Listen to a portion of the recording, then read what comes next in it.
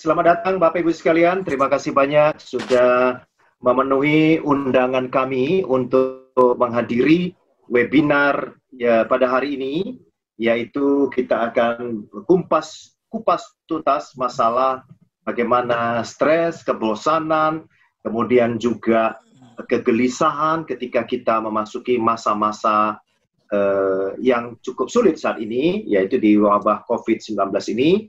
Dan juga tentunya bagaimana juga perkembangannya kita tidak membahas, tetapi bagaimana diri kita bisa melaluinya, bagaimana nanti akan diberikan teknik-teknik sederhana dan praktis yang bukan teori, tetapi bisa dilakukan oleh kami, para panelis, saya sendiri Perlindungan, kemudian ada Dr. Indra, ada Pak Asep, kita bersama-sama akan membahas ini. Tetapi sebelum kita memulai, Bapak Ibu sekalian, kami bertiga di sini saling mempersilahkan, jadi tidak ada moderator. Moderator merangkap pembicara, pembicara merangkap moderator.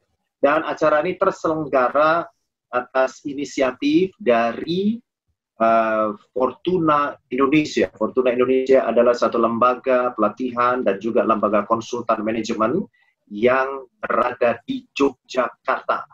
Dan kami sendiri bertiga, para panelis, itu berada di Kota Bandung. Dan Bapak Ibu sekalian di sini ada dari Medan, saya lihat, ada dari Sipolga sudah hadir, kemudian ada dari Makassar, ada dari Jakarta, ada dari Bandung. Sementara beberapa teman juga memberikan WA kepada WA saya maupun WA-nya Fortuna, bahwa mereka juga sedang akan masuk. Di sini sudah ada petugas kita, tim kita juga Ibu Sinda yang akan membantu mengadmit beberapa teman-teman kita yang masuk.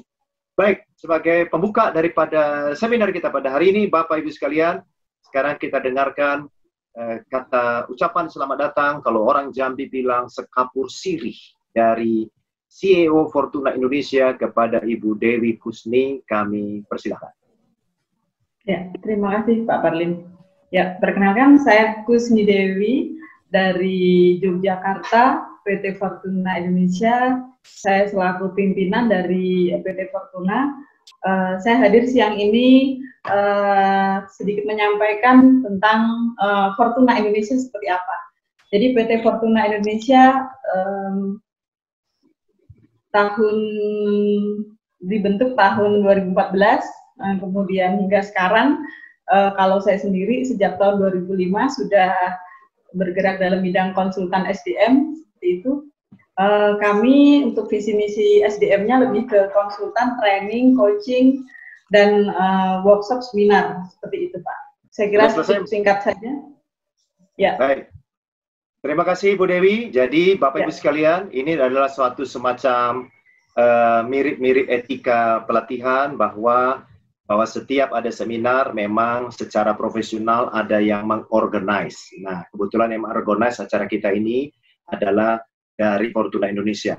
Baik, Bapak Ibu sekalian, kita akan bagi 3 sesi nanti, tapi kita akan coba selesaikan dalam waktu 1,5 jam. 1,5 jam, setelah itu nanti kita akan buka tanya jawab. Ya, Bapak Ibu sekalian, kita akan buka tanya jawab. Nanti kalau ada Bapak Ibu sekalian yang menyusul misalnya, atau sebelum 2 jam akan ada kepentingan yang mendesak untuk meninggalkan webinar ini, dipersilakan. Mudah-mudahan nanti dari pihak Fortuna Indonesia maupun dari pembicara akan mempersiapkan YouTube-nya di kemudian hari. Nah, Bapak Ibu sekalian, saya akan coba memulai dari sesi hari ini. Saya mohon inilah topik kita pada hari ini, bagaimana smart coping stress. Apa itu coping? Coping itu adalah how to cope. Jadi bagaimana stres itu tidak dihilangkan, tetapi bisa kita kendalikan. Tapi kendalikan yang bagaimana? Yang smart. Nah, ini smart ini. Jadi kita tidak bicara teori tentang stres, tidak bicara tentang teori tentang psikologi, kita langsung bicara kepada bagaimana langsungnya dan apa yang harus kita lakukan. Baik, Bapak Ibu sekalian, sebagai pembicara pertama adalah saya. Nanti saya akan masuk ke pembicara kedua, kemudian masuk kepada Pak Asep. Oleh karena itu, dengan bantuan para host dan co-host, kita sama-sama menyepakati untuk bisa kita matikan mikrofon kita, bantuan dari Ibu Sinda untuk bisa membuat kita lebih efektif. Baik, saya Perlindungan Marpaung, beberapa di antara Bapak Ibu sekalian sudah mengenal saya, bersama-sama kita ketemu di kelas-kelas pelatihan, di kelas-kelas webinar. Latar belakang saya adalah seorang psikolog, jadi saya sedikit mendalami di bidang stress management, khususnya bukan ke arah yang sampai kepada gangguan kejiwaan, tetapi dia tetap baik-baik saja di rumah, baik-baik saja ngantor, tapi kondisinya itu stres. Nah, itu yang mau kita lihat, yang lama-lama, kalau ini tidak di-cope, tidak dibereskan, maka itu akan berpotensi menjadi lebih berat, dan pada akhirnya itu akan menjadi gangguan kejiwaan yang berat. Bapak Ibu sekalian, S2 saya dari Magister TB, saya mengambil kondisi yang ada di sana, saya mengambil kehidupan industrial yang ada di dalam beberapa perusahaan-perusahaan dan pabrik, dan di situ saya mengenali juga ternyata ada juga gangguan kejiwaan. Bapak Ibu sekalian, saya juga mendalami juga di bidang public speaking dengan menjadi penyiar radio di Radio K-Light selama 20 tahun, kemudian sampai sekarang terbang ke negeri Belanda untuk memberikan siaran radio di sana, dan juga saya mengambil Certified John C. Maxwell. Sekarang ini kondisi saya berada di rumah, dan dari ini saya berada di rumah, Pak Indah berada di daerah Cimahi, Pak Asep berada di daerah Soekarno-Hatta, Bapak Ibu dari Bandung, kita sudah bersama-sama berada dalam satu monumen penting kali ini, kita bicara berwebinar bersama. Ini kami bertiga, Bapak Ibu sekalian. Jadi kami sering, saya yang paling kanan adalah Pak Parlindungan, yang di tengah adalah Pak Asep Suhada, yang nanti akan berbicara bagaimana bahwa musik itu bisa membuat kita mengendalikan stres. Selama ini musik mungkin hanya kita dengar, tapi kali ini kita mau belajar. Ternyata musik pun bisa membuat kita lebih tenang menghadapi masa sulit ini. Dan Pak Indra, selaku dokter yang disebut juga sebagai health influencer, jadi dia bisa mempengaruhi orang untuk bagaimana pola hidup sehat, termasuk dari sisi medis. Itu sebabnya pembicaraan kita pada hari ini luar biasa, Bapak Ibu sekalian. Stres tidak dipandang dari dunia psikologis, tapi stres juga akan dipandang dari dunia medis. Stres juga dipandang dari dunia entertain, yaitu musik. Nah, lebih dalam, masalah ini nanti mungkin akan dibahas di dalam tanya jawab. Di dalam buku-buku ini juga, buku-buku yang sekarang juga ada pembahasan mengenai stres. Baik, Bapak Ibu sekalian, sebelum kita mulai, maka saya akan memutarkan satu film, satu musik dari Wiener Philharmonic. Kalian, kita stop di sini, dan sekarang kita masuk yang berikut. Nah, saudara sekalian, apa yang menarik dari yang tadi? Yang tadi itu adalah satu film yang menarik, satu konser yang menarik dari Johann Strauss yang berjudul The Blue Danube. Kita tahu Danube adalah sebuah sungai yang ada di Eropa, Bapak Ibu sekalian, dan sungai ini adalah betul-betul memberikan satu inspirasi bagi seorang yang bernama Johann Strauss. Ya, baik, Bapak Ibu sekalian, itu yang membuat satu inspirasi penting di sini, sehingga saya stop screen dulu, Bapak Ibu sekalian, bahwa di dalam orang yang keadaan stres pun, ternyata dia bisa menunjukkan bahwa dia pun mengalami permasalahan yang begitu hebat. Nah, ketika dia merasa bahwa apa yang dialami tersebut memberikan satu inspirasi bagi dia, maka disitulah dia menunjukkan satu proses yang luar biasa. Johann Strauss, sebagaimana yang kita lihat di sini, itu adalah pencipta lagu The Blue Danube yang tadi. Ketika dia dalam keadaan stres, ketika dia dalam keadaan tidak bisa apa-apa, ketika dia dalam keadaan terpuruk ketika itu, Bapak Ibu sekalian, akhirnya dia pergi ke tepian sungai Danube yang ada di sekitar ke tempat dia tinggal, kemudian dia stres, dia duduk di sana, dan dia melihat ada dua angsa yang berjalan-jalan di atas air, berenang-berenang, sambil dua angsa yang berenang-berenang di atas air. Kemudian dia melihat kok iramanya enak dari sisi dia melihatnya di situ, dan Bapak Ibu sekalian, kemudian dia langsung melihat, ternyata ada sesuatu yang luar biasa di sini. Mulailah, karena dia seorang musisi, Bapak Ibu sekalian, mulai dan dia cepat, kok jadi satu lagu yang baik. Kemudian Bapak Ibu sekalian dia dapat ide. Nah, ide disebut dengan aha. Dia masuk ke rumahnya, dia kembali ke kamarnya, Bapak Ibu sekalian, dia kemudian mencoba menerjemahkan hummingnya tersebut yang dilihat dari angsa yang berenang, kemudian jadilah satu rangkaian nada, dan kemudian rangkaian nada tersebut kita kenal sampai sekarang sebagai pengiring dalam pesta-pesta dansa para bangsawan beberapa waktu yang lalu, dan sampai sekarang pun beberapa grup musik juga menunjukkan hal yang sama untuk menunjukkan bahwa ternyata grup musik ini merupakan yang sesuatu yang berbeda yang kita bisa lihat, saudara sekalian, apa yang terjadi di dalam kondisi begini. Ketika dia dalam keadaan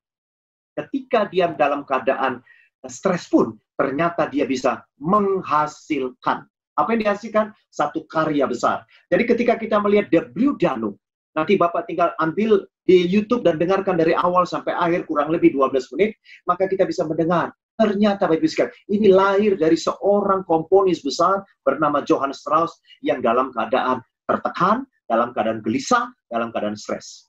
Topik kita hari ini Bapak Ibu sekalian, yang pertama kita akan bicara stres, kemudian yang kedua kita akan bicara stres, yang ketiga kita akan bicara stres. Kita bicara stres semuanya. Yang pertama kita bicara apa dan bagaimana, yang kedua bagaimana kita solusinya, dan yang ketiga apa action plan kita. Jadi all about stress. Selama 1,5 jam ini, saya tidak menjelaskan banyak teori, tapi langsung prakteknya saja. Mari Bapak Ibu sekalian, sebagian dari kita sudah menerima yang namanya acara gambar-gambar seperti ini, tapi saya ulangi lagi Bapak Ibu sekalian. 20 tahun yang lalu kita mengenal yang namanya Johnny Cash, Bob Hope, seorang komedian, dan Steve Jobs. Tapi sekarang setelah 20 tahun berlalu, now we have no cash, we have no hope, dan no jobs. 20 tahun yang lalu mereka berjaya di bidangnya masing-masing, Bapak Ibu sekalian. Tapi sekarang mereka sudah pada meninggal dunia. Maka ditariklah satu ilustrasi. Dan itu yang terjadi dengan kita saat ini. No cash, sebagian besar orang sekarang no cash, no hope, sebagian besar orang sudah putus asa tanpa harapan, dan no job, sebagian besar orang juga tanpa pekerjaan. Bukankah ini sebagai sumber stres, Bapak Ibu sekalian? Nah, ketika ini sebagai sumber stres, maka di situ kita bisa melihat bahwa ternyata, kalau kita perhatikan Bapak Ibu sekalian, bahwa ternyata sumber stres ini juga berasal dari berbagai sebab. Ada faktor internal, ada faktor eksternal. Nah, faktor internal adalah misalnya memang kita dalam keadaan sedih. Tentu ada penyebab tetap dari faktor eksternal. Ya, Bapak Ibu, kita dalam keadaan marah, pasti ada penyebabnya dari faktor eksternal. Nah, saudara sekalian, sehingga stres tersebut biasanya akan menghasilkan. Nah, stres ini akan menghasilkan yang namanya sedih. Sedih yang berulang-ulang itu akan menjadi depresi. Stres ini, Bapak Ibu sekalian, akan menghasilkan yang namanya frustasi. Karena dia kecewa, karena dia sudah mulai bosan, Bapak Ibu sekalian, dia sudah mulai tidak bisa lagi apa yang harus dilakukan, Bapak Ibu sekalian, membuat dia mulai bosan dalam hal ini. Ketika dia mulai bosan dalam hal ini, maka dia mulai memikirkan apa yang dilakukannya. Dia mulai sangat kecewa, Bapak Ibu sekalian.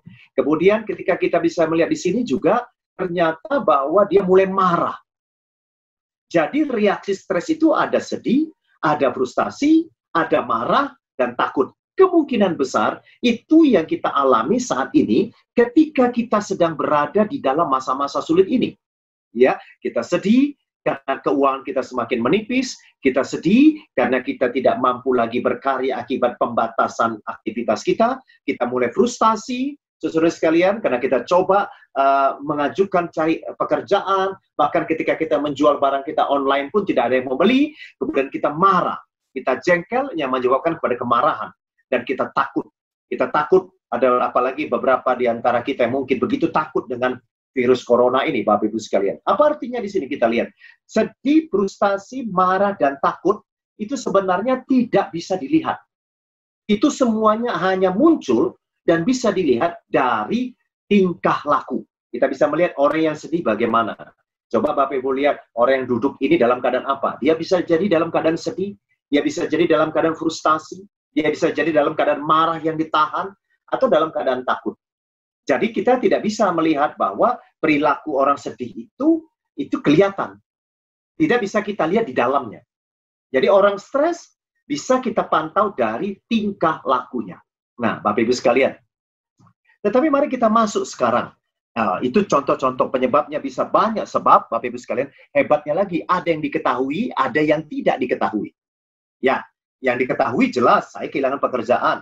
Yang diketahui jelas saya tidak bisa keluar rumah. Yang diketahui jelas saya takut sekali, sangat khawatir dengan yang namanya virus corona. Yang diketahui penyebabnya adalah jelas bahwa Kita setelah Lebaran sudah tidak tahu lagi masih bekerja atau tidak, Bapak Ibu sekalian.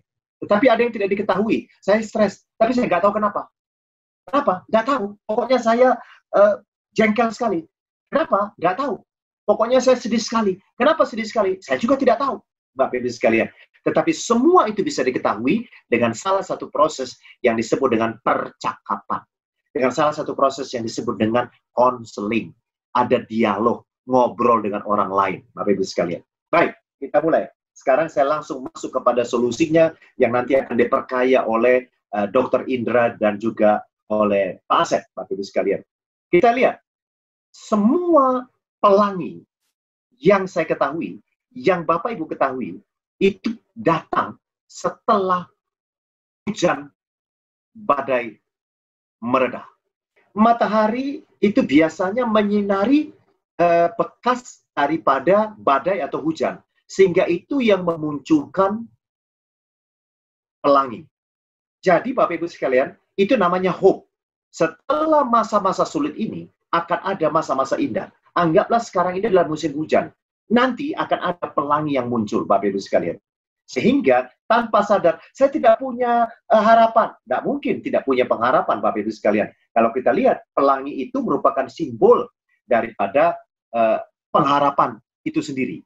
Jadi kita bisa melihat di sini bahwa nomor satu, bagaimana cara kita mengatasi stres ini adalah bahwa kita mempunyai pengharapan. Nah, pengharapan ini menjadi suatu bagian yang penting. Setiap malam kita pergi tidur, dan tidak ada jaminan bahwa besok pagi kita masih ada. Tetapi hebatnya lagi, kita tetap mengeset alarm kita bangun jam berapa besok. Kita tidak tahu besok masih hidup atau tidak. Tapi kita bisa atur besok bangun jam berapa di handphone kita. Itu merupakan satu hope. Baik, saya berikan beberapa tips bagaimana cara kita mengatasi stres. Yang pertama, Bapak Ibu sekalian, kita harus kuasai pikiran kita. Ingat Bapak Ibu sekalian, apa yang Bapak Ibu dengar, apa yang Bapak Ibu terima, itu adalah apa yang Bapak Ibu lihat, apa yang kita dengar, itu akan mempengaruhi pola pikir kita. Membuat kita semakin stres atau tidak. Bayangkan Bapak Ibu sekalian, kalau setiap hari yang masuk ke dalam pikiran kita, Bapak Ibu sekalian apa? Yang masuk ke dalam pikiran kita adalah misalnya orang di PHK di sana, di PHK di sini, itu mayat dikuburkan di sana. Ini penyakitnya begini, yang positif makin bertambah, makin bertambah, makin bertambah, makin bertambah, makin bertambah. Bukankah itu mempengaruhi pikiran kita, Bapak Ibu sekalian? Berbeda dengan kalau kita lihat yang indah. Itu sebabnya bagaimana kita menghadapi stres adalah tanggung jawab pikiran kita sendiri. Stres peristiwa itu adalah 10%.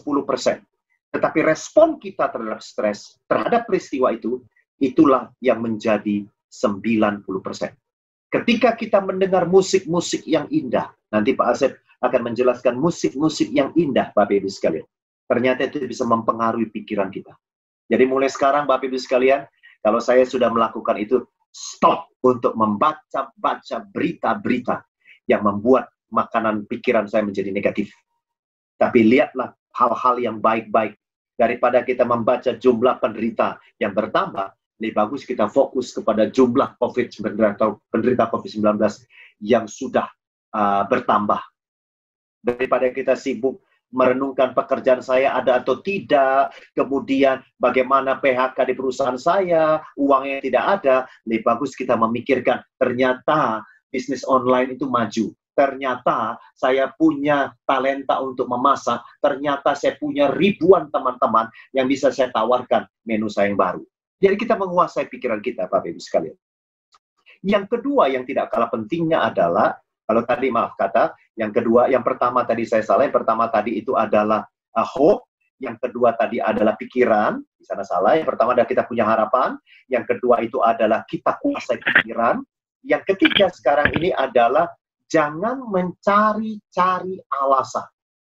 Bapak Ibu sekalian, George Washington Carver mengatakan seperti ini. 99% orang yang gagal, 99% kegagalan itu justru datang dari orang yang sibuk mencari alasan. Jadi mulai sekarang ketika kita mengalami suatu kondisi stres yang dimanifestasikan dalam bentuk sedih, marah, frustasi, jengkel, dan sebagainya, langkah ketiga yang bisa kita lakukan adalah jangan mencari-cari alasan, apalagi menyalahkan orang lain, apalagi menyalahkan lingkungan. Makin kita menyalahkan orang lain, makin kita menyalahkan lingkungan, makin beratlah beban itu. Saudara bisa katakan, kalau saya sebagai karyawan, kemudian saya kehilangan pekerjaan, ini bukan kesalahan perusahaan, ini tanggung jawab saya. Ya, Bapak Ibu sekalian, saya sudah punya tabungan, mulai mendekati Lebaran, ternyata tabungan ini berat sekali untuk mengisi hari-hari Lebaran saya, ini tanggung jawab saya. Tidak perlu kita menyalahkan pemerintah, tidak perlu kita menyalahkan orang tua, tidak perlu kita menyalahkan perusahaan, karena jangan mencari-cari alasan. Excusability, ketika kita mencari alasan dan pembenaran diri atas apa yang terjadi pada diri kita, maka di situ stres bukan makin baik, makin berat. Tips yang keempat dari saya, Bapak Ibu sekalian, dengan memberi. Nah, ini satu fakta yang menarik, Bapak Ibu sekalian. Terutama Bapak Ibu yang mengikuti, yang sedang menjalankan ibadah suci di bulan suci Ramadan ini, dan semua orang yang berada di dalam lingkungan di mana kita semua sama-sama masa sulit. Ketika kita bisa memberi, apapun itu, bahkan pemberian juga ada dua versi, cash dan non-cash. Cash itu artinya dalam bentuk barang, cash itu dalam bentuk uang, cash itu dalam bentuk sembako, itu cash. Atau non-cash, Bapak Ibu sekalian, angkat telepon temanmu, telepon saudaramu, telepon siapapun dia, bahkan telepon orang tuamu, Bapak Ibu sekalian, yang mungkin dia dalam kesendirian di rumah, tidak boleh keluar, jengkel, marah, yang biasanya dia keluar, dia tidak keluar rumah, Bapak Ibu sekalian, atau saudara kirim sesuatu, ternyata ketika kita melakukan itu, stres kita pun menjadi lebih terkendali. Bukan berarti hilang, stres itu tetap kendali. Kita tahu stres itu ada dua, Bapak Ibu sekalian. Ada eustress, ada distress. Eustress itu adalah yang membuat kita bisa bangkit. Distress itu adalah membuat kita semakin kacau di sini. Ya, nanti akan diluruskan oleh Pak Indra masalah mana stres yang bisa membangun, mana stres yang tidak bisa membangun. Tetapi kalau saya lihat masuk positif, bagian yang keempat adalah dengan Anda memberi, maka stres akan berkurang. Nah, Bapak Ibu sekalian, mari kita lihat satu fakta di sini. Ya, saya dapat anekdot bagus, Pak. Dalam kondisi stres, ini penting Bapak Ibu sekalian, terutama Bapak Ibu yang tidak berpuasa, bagi yang berpuasa nanti segera melakukan ini, kapan dimakannya, tanya dokter nanti, lihat kata-kata stres, Pak. Ternyata, yang kelima, cara kita mengatasi stres, yang kelima Bapak Ibu sekalian adalah, dengan huruf ini dibalik, Pak. Nah, ya tak? Stres, kita stres. Cara yang kelima, dengan cara hurufnya dibalik. Yaitu kita menikmati dessert. Ya, coba Bapak dalam keadaan stres, makan salah satu makanan ini. Begitu Anda nanti sudah berbuka puasa, atau Bapak Ibu yang tidak berpuasa, ketika stres, coba salah satu dari sini. Wah, menyenangkan sekali Bapak Ibu sekalian. Bagi sebagian orang. Tapi bagi sebagian besar orang, Bapak Ibu sekalian, kondisi stres, mengobatinya, dibalik saja hurufnya. Jadi dessert. Pas dibalik hurufnya. Dan nikmatilah dessert yang ada. Tentu dalam batas-batas normal, Bapak Ibu sekalian. Bukan berarti kita langsung menghabiskan 5 Oreo, es krim Oreo, dan sebagainya. Itu yang kelima. Yang keenam adalah saudara melakukan aktivitas. Atau melakukan hobi. Ya, apapun hobi Bapak Ibu sekalian. Saudara bisa menikmatinya, Anda bisa melakukannya, karena dengan hobi tersebut, kita bisa menikmatinya. Nomor satu, kita hope, Bapak Ibu sekalian. Yang kedua adalah jangan lupa, kita harus menguasai pikiran kita. Kemudian yang ketiga tadi, kita bisa melihat Bapak Ibu sekalian, yang ketiga tadi adalah kita tidak mencari-cari alasan. Yang keempat adalah kita dengan memberi, karena lebih berbahagia mereka memberi daripada menerima. Di dalam kata-kata berbahagia itu, ada unsur kita stres, tapi bisa kita kendalikan. Dan yang keempat, kita lihat Bapak Ibu sekalian, keindahan di dalam memberi, ternyata tidak hanya memberi kebahagiaan kepada orang yang menerima, tetapi juga memberi kebahagiaan kepada kita yang memberinya. Sehingga kita stres tetap ada, tetapi kita bisa mengcope stres tersebut. Yang kelima adalah Bapak Ibu sekalian, jangan lupa, stres begitu dibalik, itu menjadi dessert. Artinya apa di sini Bapak Ibu sekalian? Dalam pengertian yang paling umum adalah ketika kita dalam keadaan stres, cukupkanlah kalori, cukupkanlah makan. Sebab begitu Anda stres, biasanya kita tidak mau makan. Begitu kita stres, biasanya kita jauh untuk suka makan. maka pastikanlah kalori itu masuk. Kalau dalam gambar ini adalah orang bisa kehilangan stresnya kalau ditunjukkan es krim, dessert, dan seterusnya. Dan yang terakhir, Bapak Ibu sekalian, dari pemaparan saya adalah ternyata kita bisa mengelola stres kita kalau kita beraktivitas. Bapak Ibu sekalian, jangan pernah sekali-sekali kita, Bapak Ibu sekalian, berdiam diri ketika kita dalam keadaan sedih, atau marah, atau jengkel, Bapak Ibu sekalian, atau frustasi. Tapi teruslah beraktivitas. Aktivitas apa yang kita lakukan? Lakukanlah apa yang menjadi hobimu. Ya, kalau saya hobinya adalah misalnya menata foto-foto, menyusun album foto dengan baik, Bapak Ibu sekalian, kemudian menonton video, itu hobi. Jangan biarkan kita diam. Atau hobi yang lain, berkebun, memasak, sehingga ada energi kita yang terlepaskan dari sana, ada beban kita yang terlepaskan, dan kemudian dari beban tersebut, Bapak Ibu sekalian, kita bisa mendapatkan kondisi-kondisi yang lebih tenang. Nah, nanti Bapak Ibu sekalian, kalau kita bisa melihat di sini, nanti Pak Indra akan menjelaskan kepada kita tentang bagaimana tips-tips yang lainnya. Baik, Pak Indra, saya mohon izin, sebelum saya serahkan kepada Bapak, ya, Pak, saya akan memutarkan satu film atau satu apa yang saya lakukan selama ini, Bapak Ibu sekalian, ketika saya dalam keadaan stres. Dan mudah-mudahan Bapak Ibu juga melakukannya dengan cara masing-masing. Ya, ini sudah beredar di Facebook dan media sosial saya. Saya bergembira.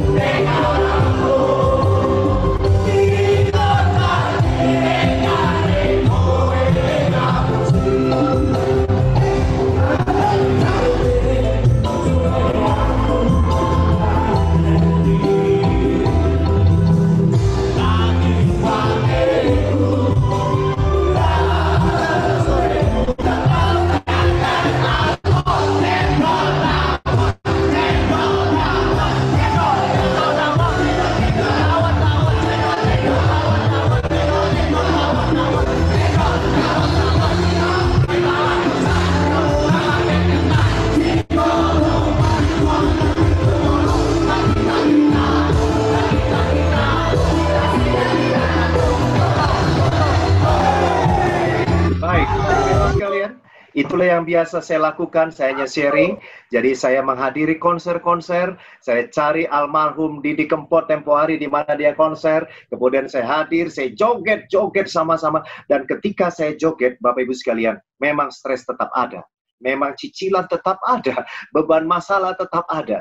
Tetapi cara saya berpikir untuk mengatasi lebih jelas. Kadang-kadang kalau saya berkesempatan ke Belanda siaran radio, maka saya sempatkan untuk nonton konser-konser yang ada di sana. Bagi saya pribadi, Bapak Ibu sekalian, dengan mengisi kesibukan, dengan menyaksikan konser, dengan joget sama-sama, dansa sama-sama, Bapak Ibu sekalian, itu bisa menurunkan ketegangan saya terhadap stres. Bagi Bapak Ibu sekalian yang orang Batak di sini, ketika kita menghadiri resepsi adat pernikahan orang Batak, itu kesempatan kita tidak hanya memberi restu kepada kedua belah mempelai, tetapi kita juga ikut joget dan nortor sama-sama. Dan itu membuat kita lebih kuat untuk menghadapi ini. Tentu ada bagian-bagian lain yang diberikan nanti. Baik, dari saya begitu Bapak Ibu sekalian. Dan saya masuk kepada pembicara kedua sekarang, Dr. Indra Muhtadi. Beliau akan memaparkan dari sisi medis, dari sisi gambaran yang lain, dari sisi dampak-dampak dari medis nanti, dan sementara Pak Asep nanti akan menjelaskan bagaimana ya kok Pak Arlin suka Didi Kempot itu ternyata bisa membantu mengatasi stres dari sisi musiknya. Baik, kita berikan tepuk tangan untuk Dr. Indra Muhtadi, Bapak Ibu sekalian, yang akan membawakan sesi kedua. Kami persilakan Pak Dokter untuk membagikan share daripada screen-nya. Atur nuhun, terima kasih. Terima kasih Pak Perlindungan Marpaung. Selamat sore atau siang. Di barat, di tengah sudah mulai sore, di timur sudah lebih sore ya. Bismillahirrahmanirrahim. Assalamualaikum warahmatullahi wabarakatuh. Senang sekali kita hari ini bisa bertemu di sini untuk membahas suatu hal yang dialami oleh semua orang di dunia, yaitu stres. Saya tidak akan berlama-lama pembukaan, saya hanya sedikit memperkenalkan diri, kemudian kita mulai dengan perkenalan diri saya. Nama saya Dr. Indra Muhtadi, Bapak Ibu sekalian. Saya satu tim sama Pak Kalindungan Marpaung. Kita menjelajahi Sabang Merauke sebelum COVID ada ya, pas COVID ada, jadi kita di rumah saja, di masing-masing rumah. Tapi aktivitas masih tetap sama, kita memberikan suatu pencerahan, atau bahasa kerennya sekarang adalah influencer ya, menginfluence atau mengajak orang. Kalau saya sudah tentu karena seorang dokter akhirnya mengajak orang untuk bisa hidup lebih sehat atau menjalani gaya hidup yang sehat. Pak Asep, Pak Palin dan saya sudah menjalani ini sejak tahun 2007, jadi sudah 12 tahun hingga sekarang, 13 tahun hingga sekarang, jalan 13 tahun. Itu aktivitas pertama saya, aktivitas kedua saya siaran di Radio Kelet 17,1 FM di Bandung, setiap Sabtu pagi, tadi pagi juga siaran podcast dari rumah. Setiap jam 9 sampai jam 10. Kalau Bapak Ibu ingin mendengarkannya bisa lewat streaming atau radio online. Hanya kalau Sabtu depan kita akan break akibat besoknya kita lebaran. Saya di Kelet sudah dari tahun 2010. Saya juga konsultan pengembangan bisnis dan konsultan pengembangan produk untuk produsen alat kesehatan yang mereknya ABN, ini ada di Padalarang, Bandung. Sebelum adanya COVID, saya sering berpergian untuk urusan ini, tapi sekarang pun harus kita tahan semuanya. Dan sedikit banyak, ya, saya katakan sedikit banyak perubahan dalam hidup kita dari sebelum dan sesudah kondisi yang seperti sekarang akan menimbulkan stres. Terakhir, saya menulis buku pertama saya judulnya Sehat untuk Hebat. Ini berisi kumpulan kasus medis yang paling sering ditanya orang ke website saya di indramuhtadi.com. Nah, di website ini orang bertanya kepada saya, sehingga saya bukukanlah 42 kasus yang paling sering ditanya orang kepada dokternya di Indonesia, terutama kepada saya di website indramuhtadi.com. Bapak Ibu juga bisa membuka website saya tersebut kapan saja Bapak Ibu membutuhkannya. Di sana ada artikel-artikel menarik tentang kesehatan yang biasanya saya tulis sekali seminggu. Buku kedua saya berjudul Stres untuk Hebat. Nah, buku inilah yang mungkin menjadi dasar dari materi saya kali ini, di mana saya memaknai dan mengajak pembaca untuk memaknai dan memanfaatkan stresnya untuk menjadi lebih hebat. Kita akan sampai ke sana. Ya, sekarang tadi Pak Parlin sudah cukup menjabarkan lengkap ya, sampai saya harus mengedit beberapa slide saya, karena Pak Parlin juga berhimpitan dengan apa yang akan saya sampaikan. Jadi ini yang belum disampaikan oleh Pak Parlin, saya sampaikan supaya tidak ada pengulangan. Intinya adalah, Bapak bisa lihat di slide saya ini, Bapak Ibu sekalian, kita bukan stress free atau bukannya tidak stres. Tapi intinya kita dapat memanfaatkan stres. Nah, inilah inti dari cara coping state stress atau mengatasi stres tadi dengan smart, kata Pak Parlin tadi, dengan pintar. Jadi, bagaimana caranya kita menjadi happy dalam hidup kita adalah bukannya stress free tapi dapat memanfaatkan stres. Itu dasarnya.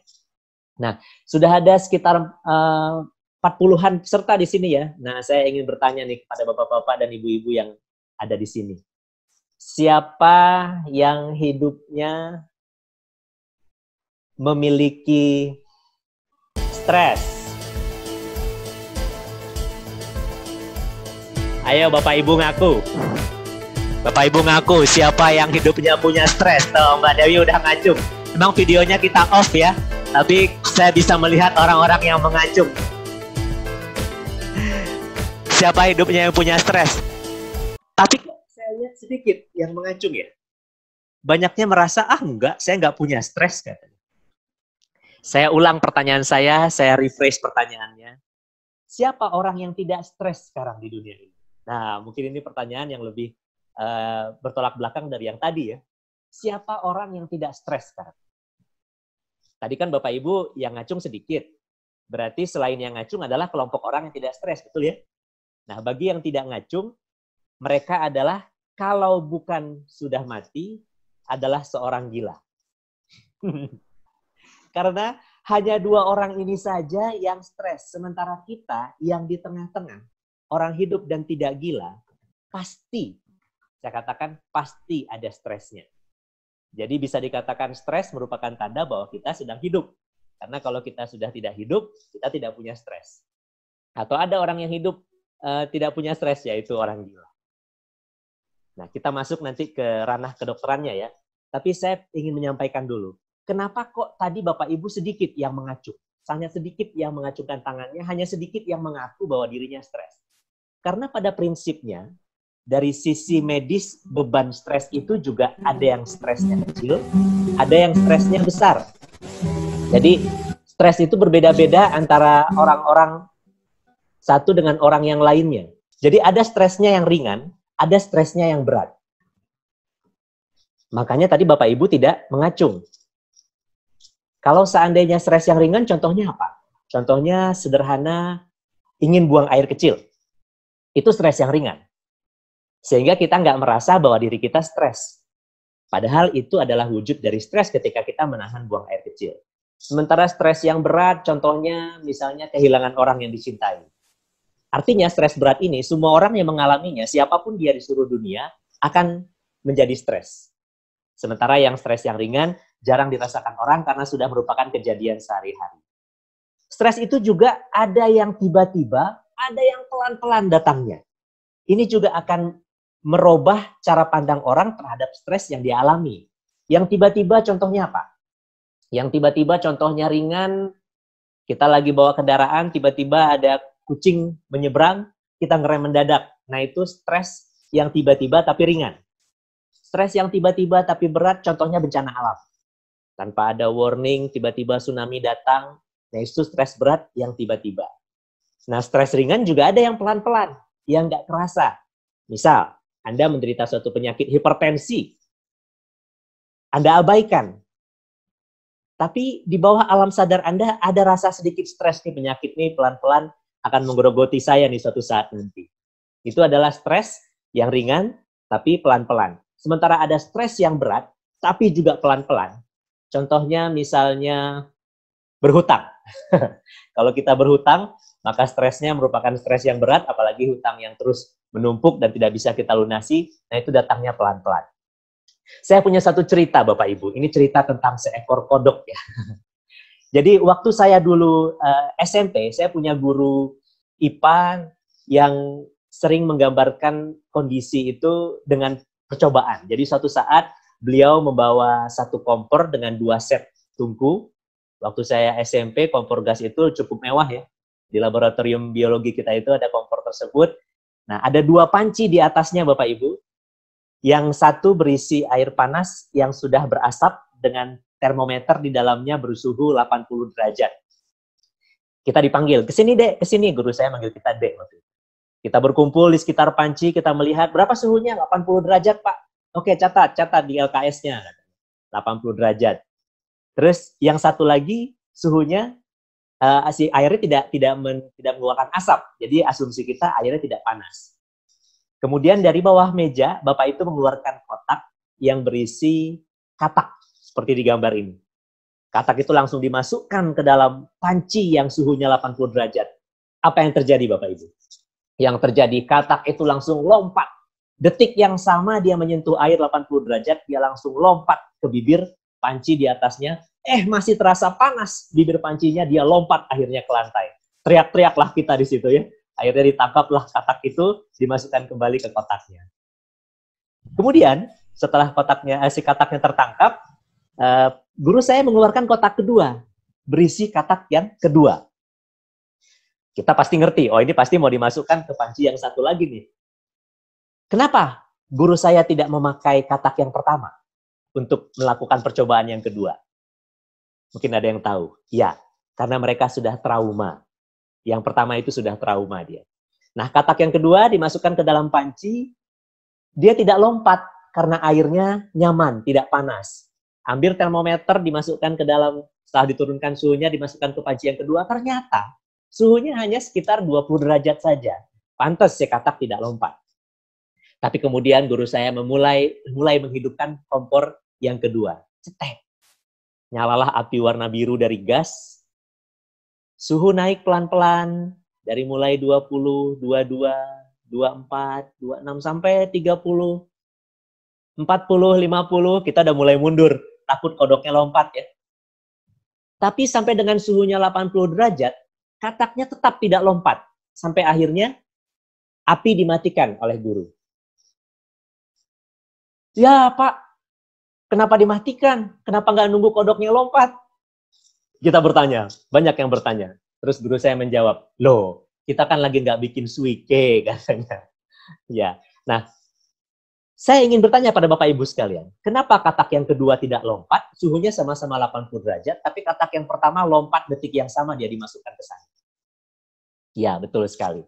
Karena adanya pelajaran beradaptasi terhadap suhu tadi. Nah, ini suatu cerita singkat, ringan, kejadian sebenarnya, tapi bisa kita ambil hikmahnya. Berarti, kalau kita tidak sadar diri kita stres, orang-orang yang tidak mengacungkan tangan di awal tadi, hati-hati.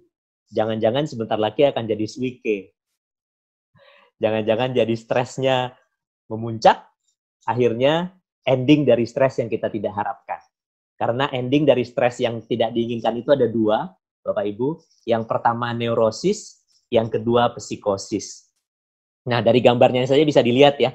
Yang neurosis ini orangnya masih waras lah. Yang psikosis orangnya sudah gila.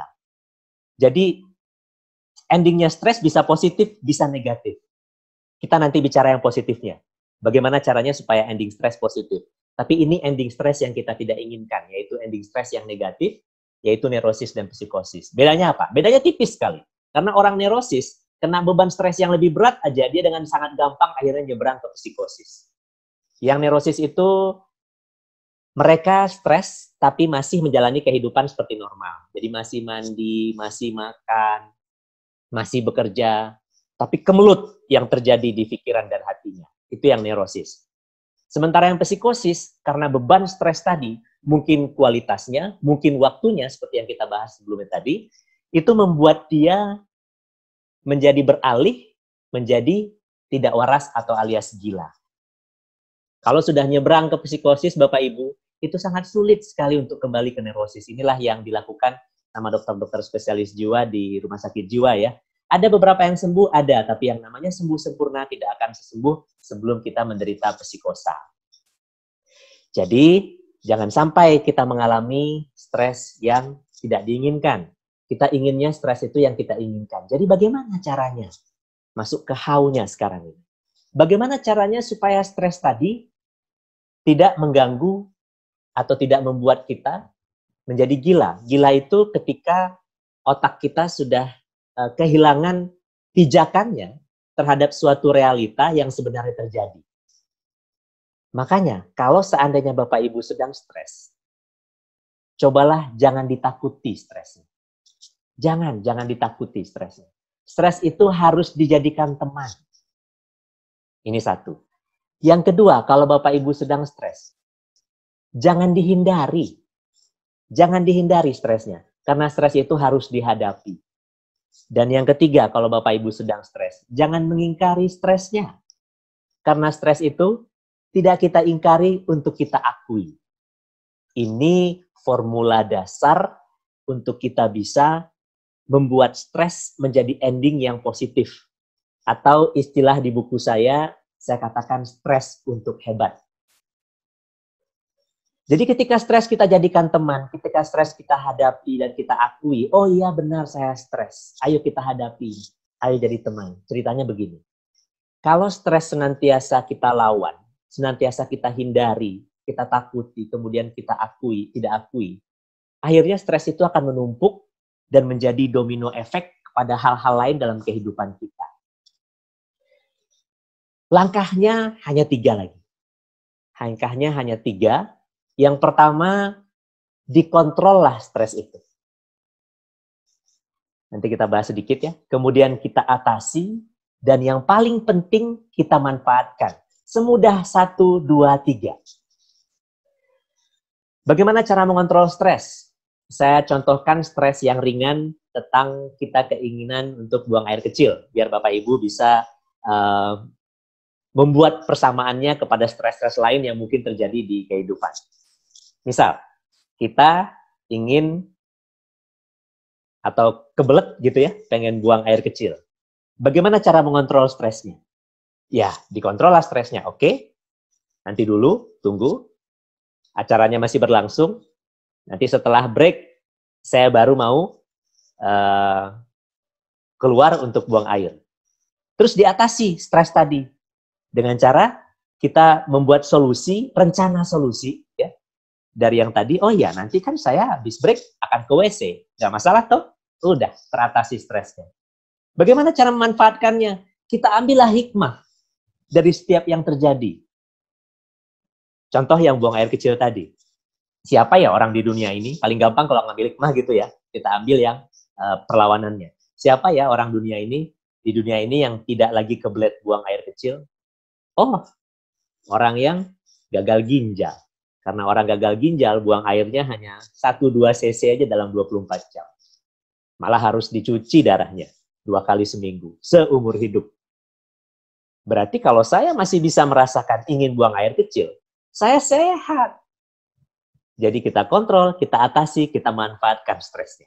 Semudah 1, 2, 3. Nah tolong Bapak Ibu, silahkan untuk membuat persamaannya terhadap stres-stres yang lain yang mungkin terjadi dalam hidup Bapak Ibu. Yang jelas, 3 langkah dalam stress management, ini yang tidak tersampaikan oleh Pak Parlim, saya sampaikan. Pertama, kita mengakui dulu bahwa kita sedang stres. Orang yang belum mengakui bahwa dia sedang stres, bagaimana dia bisa mengatasi atau memanfaatkan stresnya?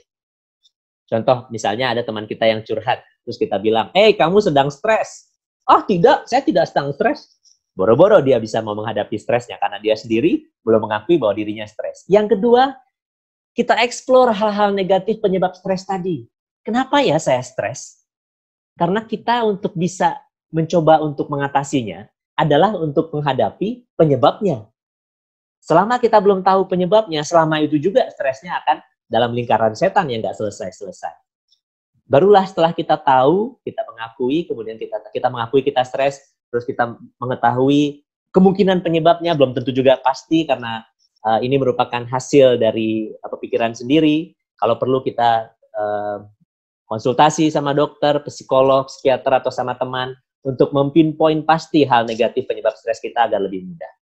Baru yang terakhir, kita melatih bagaimana caranya melakukan stress management secara efektif, atau dikatakan sebagai stop stressing, start living. Loh, orang hidup kan semua stres? Iya, artinya stop stressing di sini bukan stop memiliki stres, tapi ada ing-nya. Stoplah merasa stres. Mulailah kehidupan Anda. Dengan cara seperti ini mungkin ya, kita membalance pikiran dan menspuring arah. Ya, tapi sudah tentu bukan ke toko ban ya Bapak Ibu ya. Kita membalancing pikiran kita biar lurus, kita spuring arah hati kita. Nah, inilah mungkin yang bisa mempengaruhi dopamin dalam diri kita, yaitu hormon motivasi untuk terus melakukan karya, kemudian menjalani kehidupan walaupun stres sebenarnya tetap ada. Jadi kita balance emosi kita. Pada dasarnya emosi itu ada emosi positif dan emosi negatif. Stres pun begitu kata Pak Parlim, ada yang eustress, ada yang distress. Tapi emosi inilah yang kita harus balance. Kita balance, gunakan hati untuk merubah pikiran atau pikiran untuk merubah hati kita. Inilah cara kita membalance hati dan membalance pikiran kita. Membalance pikiran dan menspuring arah hati kita.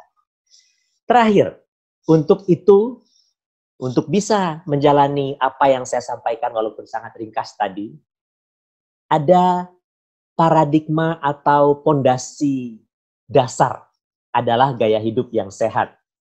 Karena gaya hidup ini kita bawa dari kecil teranja-anja, dewasa terbawa-bawa, tua terubah tidak. Maka akan menjadi karakter dan gaya hidup kita. Ada orang yang stres, tapi nggak kelihatan dari mukanya. Hidupnya santai saja. Mungkin dia tidak punya stres. Nggak mungkin. Karena setiap orang hidup dan masih waras, pasti ada stresnya. Tapi kenapa berbeda sama orang lain? Karena gaya hidup tadi yang dibawa sejak kecil. Kita jangan salahkan kebiasaan kecil kita atau trauma masa kecil kita. Yang jelas bagaimana caranya kita menjalani gaya hidup kita supaya sehat. Dengan merevolusi gaya hidup. Inilah dia. Revolusi itu artinya yang dari dasarnya. Saya tidak akan menyampaikan hal ini di sini karena ini merupakan satu topik bahasan terpisah. Tapi yang saya mau sampaikan, merevolusi gaya hidup itu dengan menjalani 5 pilar gaya hidup sehat. Yang pertama, diet sehat yang tidak berlebihan. Yang kedua, aktivitas fisik dan olahraga yang rutin dan terukur. Yang ketiga, istirahat yang cukup dan berkualitas. Yang keempat, ada di sana, Bapak Ibu, stres terkontrol yang bisa dimanfaatkan. Dan yang terakhir, menjalani kehidupan yang bahagia. 4 dan 5 secara ringkas sudah kita singgung di bahasan saya ini. Inilah yang bisa kita coba untuk dibawakan agar stres kita bisa kita manfaatkan. Nah, terakhir saya mau memberikan suatu slide penutup sebelum saya teruskan ke Pak Asep Suhada. Bapak Ibu, hidup tanpa stres itu hanya akan menghilangkan elemen semangat dalam hidup Anda. Justru yang membuat Anda bersemangat untuk hidup itu adalah si stres tersebut. Jadi, stres bukan untuk dihindari, bahkan bukan sekedar untuk diatasi, melainkan harus bisa dimanfaatkan. Jadi mulai sekarang kita robah mindset kita. Stres itu bukan untuk dihindari, juga bukan sekedar untuk diatasi, tapi bagaimana caranya kita memanfaatkan stresnya sehingga membuat hidup kita menjadi lebih hebat. Demikian yang bisa saya sampaikan. Sekarang saya stop sharing kita. Terima kasih Bapak Ibu. Mungkin pas slide-nya keluar tadi Bapak Ibu tidak begitu melihat muka kita, karena lebih penting slide-nya daripada muka kita yang bicara di sini. Sekarang waktu yang ada saya serahkan kepada Pak Asep Suhada yang sedang berada di Sydney saat ini. Betul Pak Asep ya? Ya, opera house seperti kita bermain musik. Iya. Silakan Pak Asep Suhada. Sementara saya tutup dulu sesi saya, kita teruskan kepada Pak Asep Suhada. Ya. Silakan Pak Asep, monggo Pak. Ya, baik, terima kasih. Selamat siang Bapak Ibu semuanya. Terima kasih juga kepada Pak Parin dan Pak Indra dan Bapak Ibu. Sebelum saya memulai, saya juga ingin memperkenalkan diri dulu.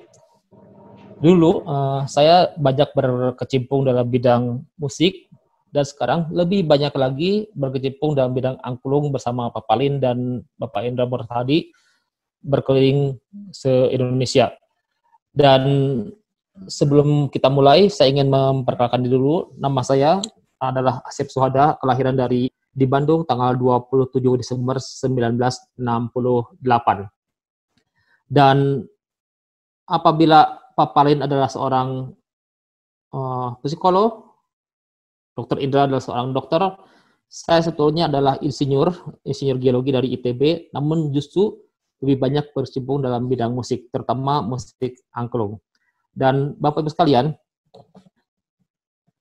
pengalaman saya dalam bidang musik ini banyak sekali. Di antaranya saya pernah menjadi manajer pertunjukan di Saung Angklung Ujo. Kemudian juga pernah menjadi manajer wisata seni di Balai Seni Barli, pemateri angklung dalam berbagai macam pelatihan, juri dalam berbagai lomba angklung, dan juga bekerja sama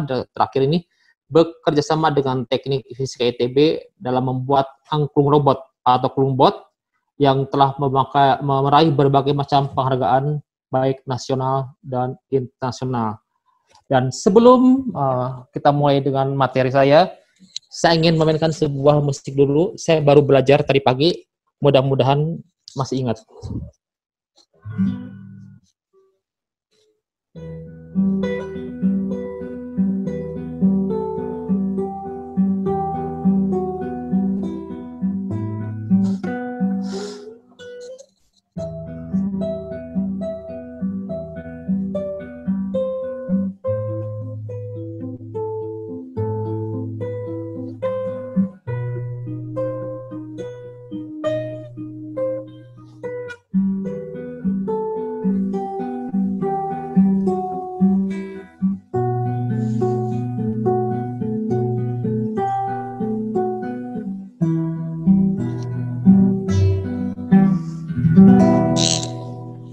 Itulah sekedar pembuka dengan musik saya.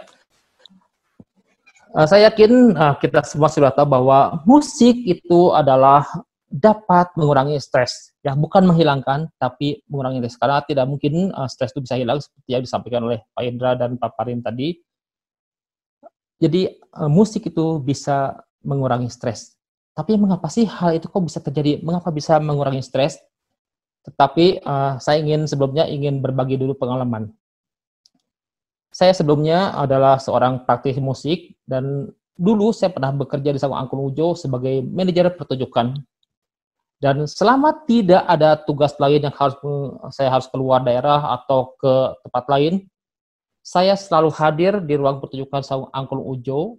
Nah, di Saung Angklung Ujo ini, saya selalu melihat, saya selalu ingat bagaimana setiap selesai pertunjukan, tamu-tamu di sana setelah mendengarkan pertunjukan, mendengarkan musik di Saung Angklung Ujo, selalu pulang dengan keadaan yang sangat ceria, selalu pulang dalam keadaan bahagia, tertawa-tawa, dan mereka akhirnya masuk ke tempat jual beli souvenir dan mereka membeli banyak. Hatinya sudah gembira. Ini bagaimana mereka pada waktu bermain musik sangat gembira, tampangnya sangat ceria. Kemudian selain di Saung Ujo juga saya memiliki pengalaman lain, yaitu saya mengajar musik, terutama sih musik angklung, tapi juga pernah mengajar musik yang lain juga. Saya mengajar musik angklung di berbagai macam sekolah, mulai dari TK, SD, SMP, SMA, sampai perguruan tinggi. Dan alhamdulillah, pelajaran musik angklung yang saya bawakan biasanya menjadi salah satu pelajaran favorit bagi anak-anak. Mengapa? Saya tebak sih, karena di sini justru tidak menimbulkan atau tidak meningkatkan rasa stres. Di angklung, musik justru menurunkan stres. Pelajaran lain mungkin saja matematika, IPA, IPS, sejarah.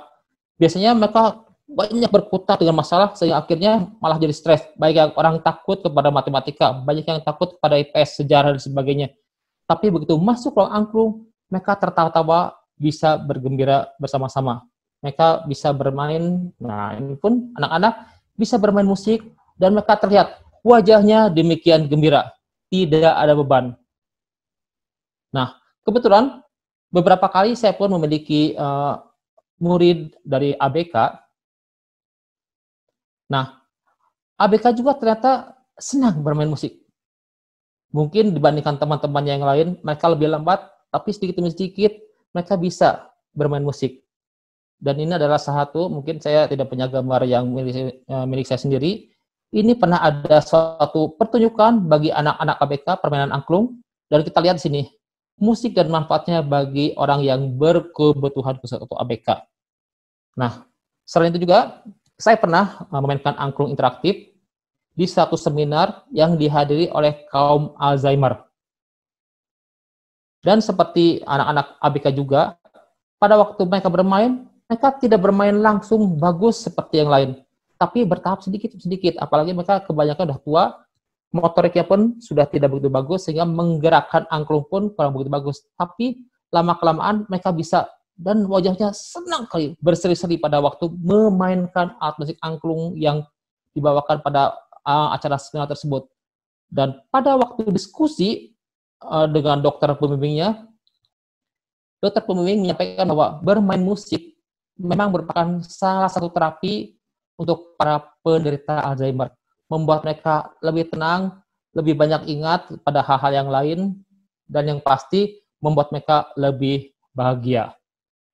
Dan yang pasti, yang saya rasa sekali adalah pada saat saya mengajar di berbagai macam instansi, baik di, saya pernah mengajar di perguruan tinggi juga untuk dosen-dosennya, ada satu bank, ada juga rumah sakit, mengajar dokter-dokter dan para pegawainya. Nah, permainan angklung atau latihan angklung yang kita adakan merupakan suatu kegiatan yang paling ditunggu oleh para pegawai.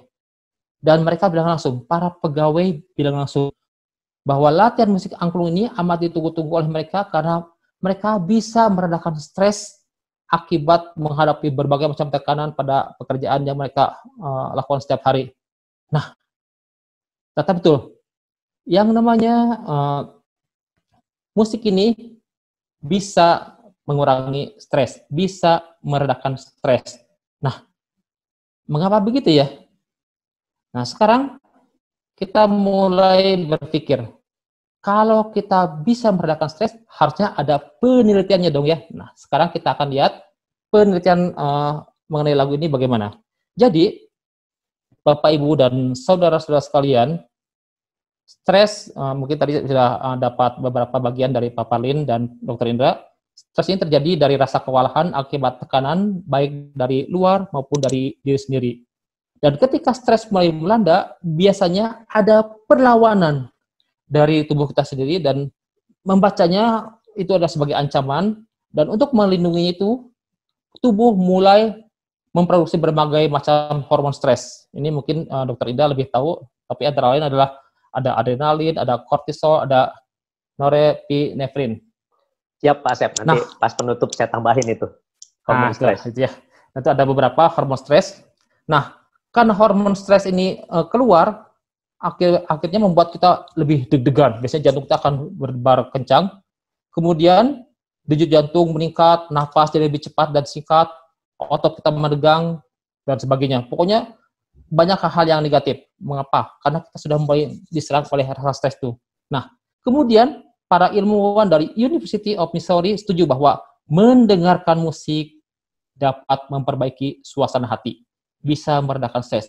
Caranya bagaimana? Nah, pada waktu mendengarkan musik, gelombang suatu akan masuk ke telinga, dan kemudian sinyalnya udah berupa sinyal listrik ini kemudian dikirim ke otak. Nanti mungkin Pak Ida juga bisa, kalau ada yang salah bisa diperbaiki. Otak ini ada berbagai macam area, ada berbagai macam bagian. Nah, kemudian di otak ini kemudian mulai disebarkan dalam waktu yang bersamaan ke beberapa tempat. Yang pertama ada yang masuk ke bagian otak temporal yang bekerja untuk memproses lagu ini menjadi lagu yang kita kenal. Kemudian bahasanya seperti apa, kata-kata liriknya seperti apa. Dan juga mengatur emosi kita. Begitu lagunya seperti itu, langsung, ini lagunya semangat, kita jadi ikut semangat. Atau lagunya lembut, kita pun akan lebih tenang. Kemudian ada juga area otak yang disebut cerebellum. Dan cerebellum ini berfungsi untuk mengkoordinasikan anggota tubuh kita. Itu sebabnya saat kita mendengarkan musik favorit kita, tanpa sadar, tiba-tiba kaki kita menghentak. Jari kita ikut bentuk, tak, tak, tak, tak. Atau bahkan secara tidak sengaja, seperti Pak tadi, tiba-tiba ikutan bergoyang, ikuti irama lagu. Ada juga bagian otak lainnya, yaitu amigdala, yang bekerja membantu mengatur emosi dan membantu membangkitkan ingatan bahagia akan lagu tersebut. Dan yang lain adalah hipotalamus, di tempat produksi hormon sekaligus pengaturan tekanan darah, denyut jantung, suhu tubuh, dan lain-lain. Saat menerima sinyal ini, hipotalamus kemudian meningkatkan hormon bahagia, yaitu dopamin, dan menurunkan hormon stres yang lain. Itu sebabnya segala gejala yang menyertai pada waktu kita stres, lambat laun akan mereda selama kita mendengarkan musik. Sayang sekali saat ini kita sedang ada dalam suasana yang serba terbatas karena ada pandemi COVID-19. Dalam suasana normal, kita senang sekali. Kita bisa pergi ke konser bersama-sama. Bisa menonton, bisa menyanyi bersama-sama, joget bareng-bareng. Pada saat kita menonton, banyak orang yang memiliki selera macam-macam terhadap musik. Ada yang senang dengan musik klasik. Datang ke sana dengan berpakaian resmi, jas, tuxedo, duduk tenang, betul-betul mendengarkan musik dengan baik. Tapi pada waktu mereka setelah mendengarkan, mereka merasa nikmat sekali karena mendengarkan musik klasik tersebut. Itu bagi yang penggemar musik klasik. Tapi ada juga penggemar musik heavy metal misalnya. Wah, mereka loncat-loncat bermain musik yang sangat keras. Tapi ya mereka caranya seperti itu. Mereka dengan melompat-lompat, menggunakan musik keras, kemudian bisa menurunkan gejala stres mereka. Nah, ini adalah salah satu kegemarannya Pak Pari. Nanti juga saya lihat ada beberapa peserta di sini yang sempat ambiar juga. Ini adalah almarhum Didi Kempot. Dan tadi Pak Pari sudah menyampaikan, sudah memperlihatkan fotonya, filmnya, bagaimana Pak Pari sangat antusias pada waktu mendengarkan Didi Kempot nyanyi. Padahal lagunya bahasa Jawa dan Pak Pari orang Batak. Tapi karena menikmati luar biasa, bagus sekali. Ya. Dan saya sendiri penggemar musik padi, musik rock padi, dan ini K-pop saya rasa ini adalah kegemarannya dari Dr. Indra. Ya. Tapi sayang sekali lagi, ini adalah suasana kalau suasana normal, tidak ada wabah COVID-19. Sekarang bagaimana dong? Dalam keadaan seperti sekarang, apakah tetap bisa dilakukan? Tentu saja bisa. Nah, Bapak Ibu, pada saat kita sedang dilanda keterbatasan, serba keterbatasan seperti sekarang, kita tidak bisa kemana-mana, banyak di rumah, kalaupun keluar hanya sedikit, kita tetap bisa menikmati musik. Nah, bagi Bapak Ibu yang dapat memainkan alat musik dan memiliki alat musiknya di rumah, tetap saya anjurkan tetap bermain musik, itu akan meredakan gejala stres kita. Apalagi kalau satu keluarga memiliki bakat yang bermacam-macam. Jadi bisa jadi pada waktu bermain musik, satu keluarga kumpul semua. Bapaknya misalnya main gitar, ibunya main piano, anak perempuannya ada yang main bola, anak laki-laki ada yang main drum, ada yang menyanyi, dan sebagainya. Dan kalau perlu, selain bermain musik bersama-sama, dibuat game. Misalnya game, berpacu dalam melodi, saling tebak lagu. Nah, itu selain membuat kita menurunkan gejala stres kita, juga mengeratkan hubungan antara keluarga. Nah, selain itu juga, tadi yang saya dengar dari Pak Parlin dengan pembukanya pada waktu memainkan pemutar film video tentang Blue Danube tadi ya. Johannes Strauss itu dalam keadaan stres. Kemudian datang ke danau. Nah, tapi ada lagi yang lain. Pak Indra menyampaikan bahwa dalam bukunya itu, kalau kita bisa mengendalikan, justru mengangkat sang stres ini untuk membuat hal lebih baik, kenapa tidak? Nah, sekarang satu contoh, saya akan memainkan, mungkin ada yang tahu lagu ini.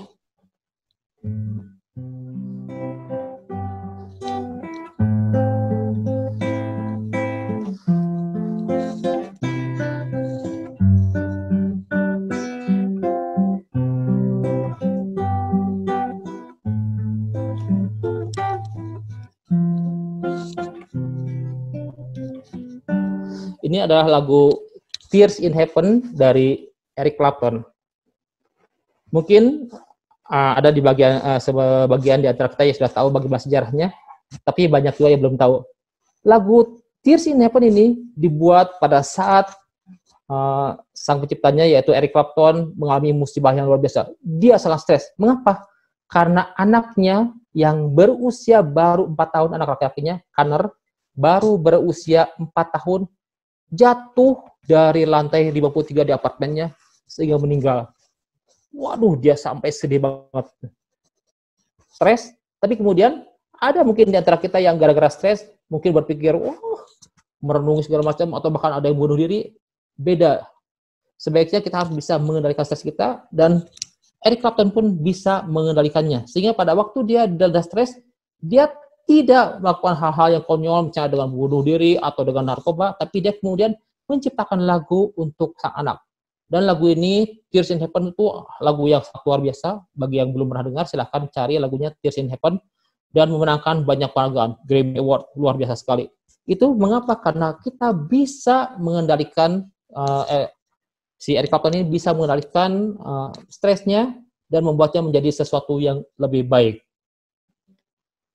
Dan siapa tahu di antara kita juga ada yang penggemar musik dan saya bisa menciptakan lagu nih. Nah, kita buat misalnya di rumah aja atau bagaimana. Siapa tahu nanti kapan-kapan bisa meledak.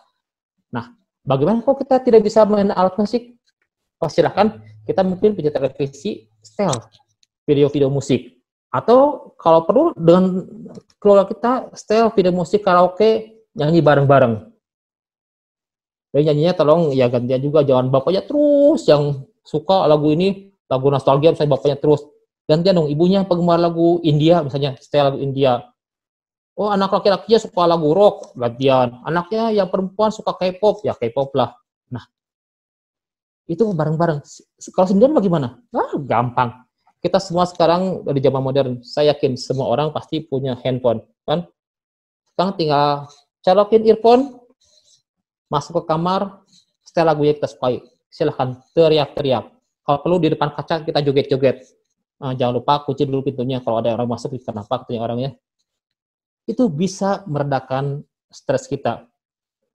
Tapi yang paling murah, saya yakin semua orang juga sering melakukannya, adalah kita menyanyi di kamar mandi. Masuk kamar mandi, jangan hanya mandi, tapi usahakan kalau bisa sambil nyanyi. Nyanyi apapun juga, sambil menciptakan lagu bisa juga. Masalah suara fals tidak penting, tidak masalah. Karena dengan menyanyi, kita bisa mengeluarkan segala unek-unek, dan hasilnya akan membuat kita jauh lebih lega, dan stres kita akan sedikit lebih turun dan terkontrol. Tapi, bagaimana ya? Apakah semua lagu bisa kita dengarkan? Nah, ini mohon, Bapak, Ibu, dan saudara-saudara sekalian, tidak semua lagu kita harus dengar. Sekarang, kalau kita dengar, ada beberapa lagu, terutama kalau saya dengar tuh ada lagu-lagu rap mungkin ya, isinya kok malah jelek sekali rap-rap yang di luar negeri. Untungnya kita tidak terlalu mengerti isinya seperti apa. Isinya ada yang memaki-maki orang lain, ada yang menjelek-jelekan, ngajak kerusuhan, ada yang ngajak bunuh diri, atau bahkan ada yang lagu yang berusaha, yang isinya adalah pemujaan terhadap setan. Nah, untuk seperti lagu-lagu seperti ini, saya harap hindari. Jangan sampai itu. Walaupun tidak mengerti, hindari. Pilihlah lagu yang sesuai dengan keadaan kita saat ini. Contohnya, wah saat ini kita sedang betul-betul dilanda suatu masalah, rasanya kita udah nggak bisa ngapa-ngapain, ingin menyerah. Cari, ada lagu. Misalnya lagu ini. Tak ada manusia yang terlahir sempurna. Ini lagu Jangan Menyerah dari The Massive. Lagu isinya jangan menyerah, jangan menyerah. Jadi yang tadi kita udah menyerah, kalau kita betul-betul benarkan, tidak ada yang sempurna, kok yang juga sama. Kita mungkin lebih baik, merasa lebih tenang. Ternyata orang lain pun sama mengalami hal ini, dan kita harus lebih kuat. Kita jangan menyerah, kita masih bisa melakukan hal lain. Kemudian bisa lumayan terangkat lagi mental kita. Ada lain, saya ingin mencoba hal baru. Dalam keadaan seperti serba terbatas ini, saya tidak mungkin bekerja seperti orang normal yang lain. Mulai berpikir, saya ingin ini. Tapi kok, udah mulai berpikir, saya punya sesuatu hal yang ingin dikerjakan, tapi banyak hambatan, banyak halangan, banyak masalah dan sebagainya. Cari lagu yang sesuai dengan lagu ini. Misalnya lagu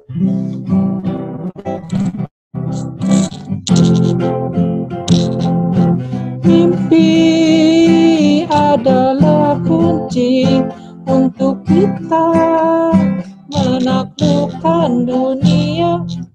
Misalnya Laskar Pelangi dari Nietzsche. Isinya bagaimana anak-anak di film Laskar Pelangi dengan segala keterbatasan bisa mencapai hal yang tinggi. Jadi kita pun begitu ada masalah, atau I Have a Dream misalnya, kita mainkan lagu I Have a Dream, kita tahu bahwa banyak masalah, tapi kita pun harus lihat ada tujuan. Bagaimana kalau tujuannya tercapai? Apakah selesai? Tidak. Kalau kita sudah mencapai tujuan, kita buat mimpi baru, kita buat tujuan baru untuk kita kejar berikutnya.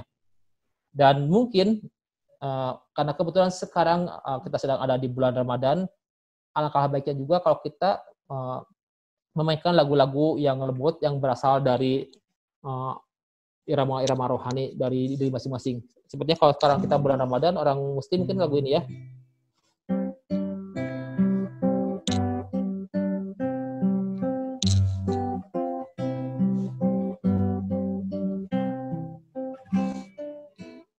Ini lagu Alhamdulillah dari Opik. Jadi bukan hanya orang Islam ya, mungkin orang yang lain pun juga yang beragama lain, silahkan memainkan lagu-lagu yang berhubungan dengan rohaninya masing-masing, lagu-lagu dari agama masing-masing. Dan ini saya rasa bisa membuat kita lebih tenang, tetapi juga selain itu juga bisa lebih memahami kita, lebih mendekatkan diri kita kepada Tuhan Sang Pencipta. Dan Bapak Ibu juga kalau misalnya ada yang mencari, saya betul-betul nih stres banget nih, ingin mendengarkan lagu yang lembut-lembut, bagaimana? Nah, saya juga menyarankan bagi Bapak, Ibu, dan saudara-saudara yang ingin mendengarkan lagu-lagu yang berirama yang lembut sekali, silahkan bisa download di YouTube atau di internet. Ada lagu-lagu yang isinya, cari kata-katanya untuk lagu untuk relaksasi. Itu ada lagu yang lamanya sekitar 2 jam, 3 jam. Isinya lagu yang lembut, ada isinya suara angin, suara gemericik air, itu bisa menenangkan kita. Misalnya pada waktu kita sebelum tidur, dengarkan lagu itu, panjang lagunya sekitar 2-3 jam. Itu saya yakin bisa betul-betul yang membuat kita lagi gundah gulana akan jauh lebih tenang. Nah, demikianlah Bapak dan Ibu uraian dari saya. Dan apabila kita betul-betul dalam keadaan stres, banyak cara yang dapat kita lakukan. Dan mendengarkan musik ini adalah atau mendengarkan atau memainkan alat musik merupakan salah satu cara peredam stres yang paling gampang dilakukan karena bisa dilakukan di mana saja termasuk di rumah kita. Saya rasa cukup sekian. Terima kasih atas perhatiannya dan saya serahkan lagi kepada Bapak Parinungan Marpaung. Terima kasih. Wassalamualaikum warahmatullahi wabarakatuh.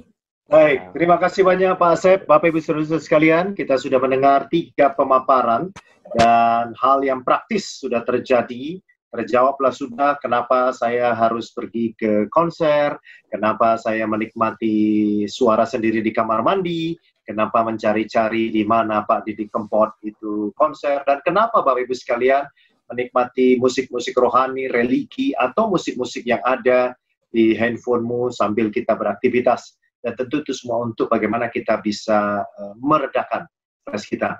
Baik, sebelum kita closing statement atau tambahan terakhir dari 3 pembicara, saya membuka tanya jawab kepada Bapak Ibu sekalian. Di sini ada satu apresiasi yang disampaikan oleh Pak Jamaluddin dari Bone, Sulawesi Selatan, yang mengatakan, Pak Asep, saya jadi kangen saung angklung ujo sekitar 2013 saat selesai lomba Olimpiade Sains Nasional, anak berkebutuhan khusus, panitia OSN ajak peserta dan guru ke saung ujo. Guru dan anak berkebutuhan khusus senang sekali. Setelah stres jadi hilang, akhirnya banyak yang membeli souvenir angklung. Ini sesuatu menarik. Baik, Bapak Ibu sekalian, bisa dibantu oleh tim di sini, apakah Pak Indra, apakah Ibu Sinda, untuk Bapak Ibu boleh angkat tangan, kemudian kita akan lihat dan langsung saja menyampaikan satu topik ataupun juga masukan atau juga pertanyaan. Nah, sambil menunggu Pak Indra, ada satu pertanyaan dari seorang peserta kita di sini. Ya, silakan, Sering Pak. seorang tidak tahu bahwa dia stres. Tadi Pak Indra mengatakan bahwa ketahui dulu dan terima dulu kenyataan bahwa Anda stres. Nah, seringkali orang itu tidak tahu bahwa dia stres. Ini disebut dengan Pak stres tanpa gejala gitu loh Pak. Ya. Dan sering kita tidak menyadari bahwa kita telah bertingkah laku yang tidak biasanya. Ini kan menunjukkan dia sedang stres. Kenapa hal ini terjadi, Pak? Dia tidak tahu dia stres, tapi kok dari perilakunya ini udah biasanya ini. Nah, monggo Pak Indra, sebelum kita, Bapak Ibu boleh menulis di chat ya, Bapak Ibu, dipersilakan kalau ada pertanyaan-pertanyaan. Monggo Pak, silakan Pak. Ya. Ya, Bapak Ibu, terima kasih Pak Palim. Ini pertanyaan yang bagus sekali. Dari Jadi kalau Ibu Kartini. Ibu Kartini, iya.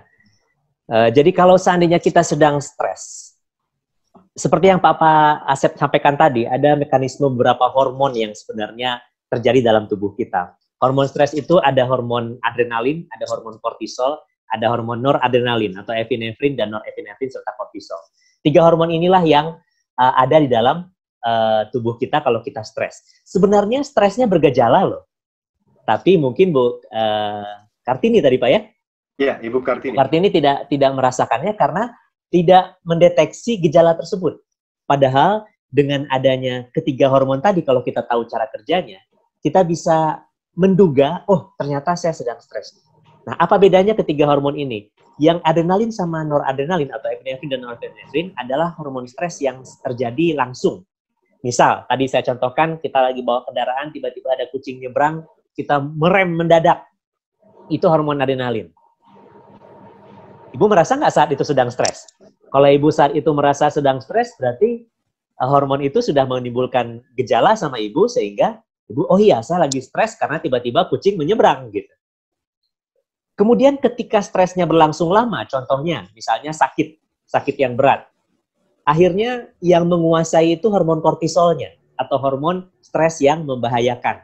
Nah, hormon stres yang membahayakan inilah yang menimbulkan tanda-tanda yang harus Ibu Bapak sekalian perhatikan. Hormon kortisol kalau sudah mulai tinggi, Anda bisa cek tensi Anda lebih tinggi dari sebelumnya.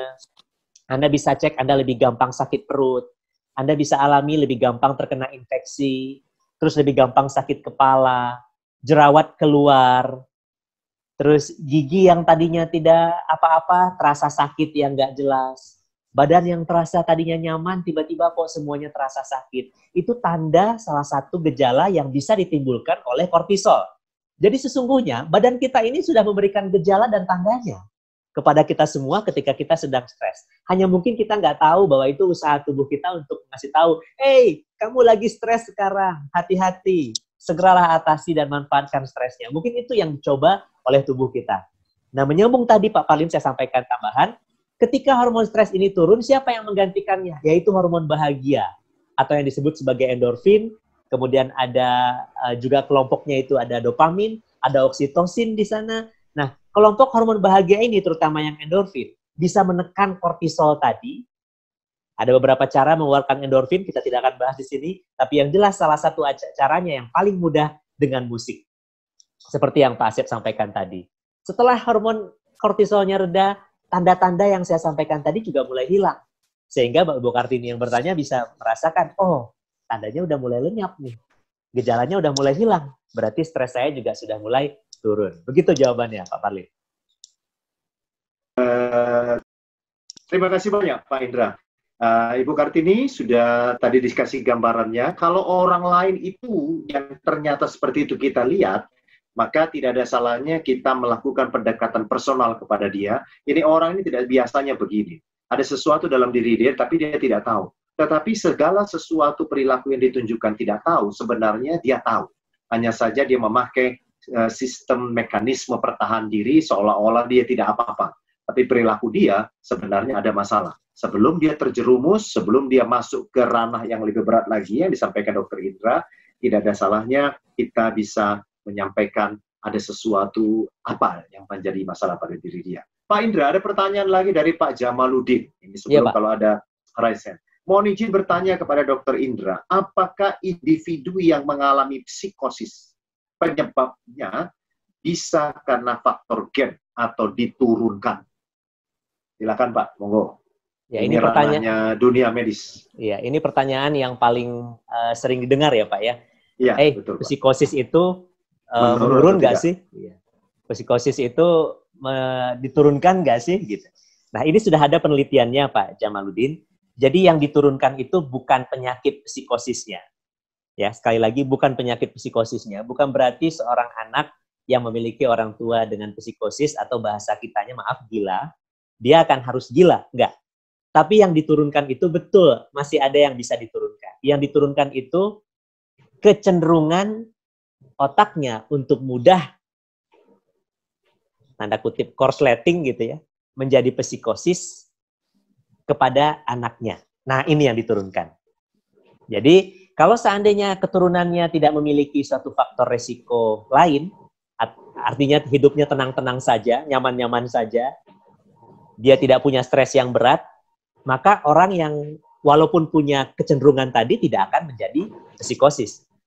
Tapi seandainya ada dua orang nih, yang satunya punya keturunan atau kecenderungan, ya kita bilangnya jangan keturunan lah, kecenderungan psikosis, satunya yang tidak punya kecenderungan psikosis. Terjadi tsunami di daerah mereka, maka yang lebih mudah untuk menjadi psikosis adalah mereka yang memiliki kecenderungan tadi. Begitu yang bisa saya sampaikan, Pak Bali. Baik, tetapi Pak Indra ada juga yang tidak ada keturunan pun kena psikosis. Ya, tapi pasti itu merupakan orang yang dengan faktor pencetus stres atau stresor yang berat yang kita bicara tadi, Pak. Ya, baik. Iya. Terima kasih, Pak Indra, Pak Jamaluddin. Bapak Ibu sekalian, kalau ada yang mau angkat tangan, dipersilakan. Ada juga sahabat kita, Pak Dokter, Pak Asep dari Kuala Lumpur juga hadir di sini. Dari teman-teman kita dari Malaysia juga sudah hadir di sini. Kita mau mendengar juga kalau ada komentarnya dari Cigu Nur Hisam, mungkin bisa disampaikan sesuatu, Cigu. Kita ingin mendengar juga bagaimana orang Malaysia bisa sharing di tempat ini. Silakan, Cigu, kalau ada yang disampaikan. Ini adalah Cigu Nur Hisam adalah pakar hipnosis dari Kuala Lumpur. Ya, ikut bergabung dengan kita. Kalau disampaikan. Pak Indra, mohon bantu dibuka mikrofonnya Pak Nur Hisam yang latar belakang hijau. Ya, silakan Tuan Nur. Halo, selamat tengah hari. Selamat sore semuanya. Selamat sore. Terima kasih. Dan ya, ada lagi rekan-rekan yang dari grup mau masuk ke sini, tapi mereka nggak tahu cara masuk. Padahal udah dikasih itu ya, apa link sama dengan apa itu. Baik, saya baru bergabung. Tadi baru pulang dari Kuala Lumpur tadi. Kita juga dapat laporan dari rekan-rekan teman-teman yang buat kelas ini, grafologi, ya, pembelajar tentang tulisan tangan. Mereka mendapat orang menelpon ramai minta tolong dianalisa tulisan tangan. Apakah kerja saya nanti selepas tamatnya musim corona? Karena ada yang berhenti kerja, diberhentikan kerja, ada sumber pendapatan, bahkan ada yang bercerai.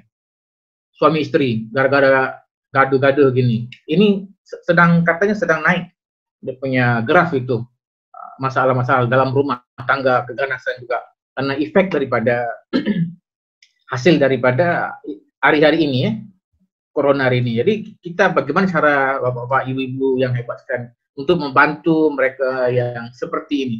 yang sedang tidak tahu kemana mau pergi. Itu saja dulu Pak perlindungan. Baik, saya mau tanya, kita dari Indonesia, Pak Nur Hisam, mau mendengar sebentar bagaimana kondisi wabah COVID-19 di sana dan bagaimana dampaknya bagi sebagian besar masyarakat Melayu yang ada di sana, Pak. Apakah mereka juga dalam kondisi stres atau bagaimana, Pak?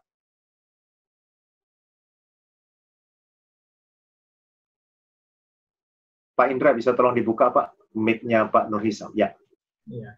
Hari ini kondisi sudah semakin agak membaik.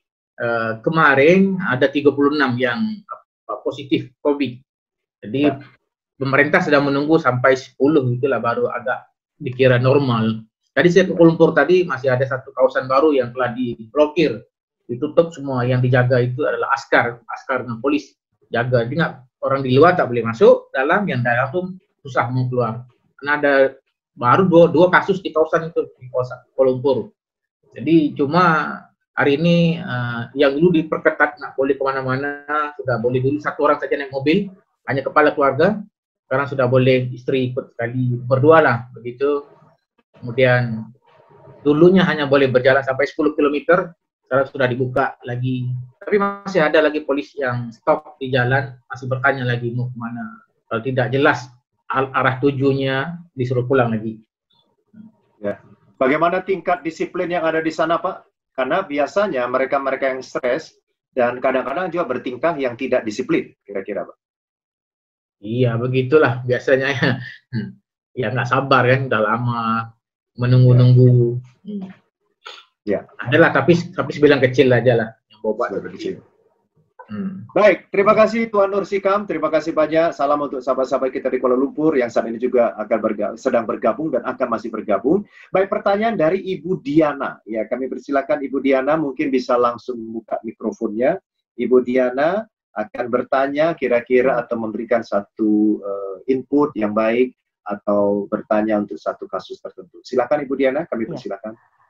Terima kasih Pak Parlin. Saya punya pengalaman pernah berkunjung ke salah satu perkebunan di Bogor, di mana di perkebunan tersebut dilakukan suatu penelitian pohon yang sama pada waktu itu terhadap pohon duren. Ada yang disebut dengan sonic bloom, yaitu terapi musik terhadap produktivitas buah pohon yang sama di tempat yang berbeda. Pada saat pemupukan, penyiraman tanaman tersebut, yang satu selalu diiringi dengan musik yang gembira, yang satu tidak. Nah, hasil penelitian bertahun-tahun di perkebunan ini menunjukkan bahwa produktivitas pohon duren yang diterapi dengan musik pada waktu penyiraman dan pemupukan jauh lebih produktif, jauh lebih enak, jauh lebih legit durennya dibandingkan dengan yang tidak.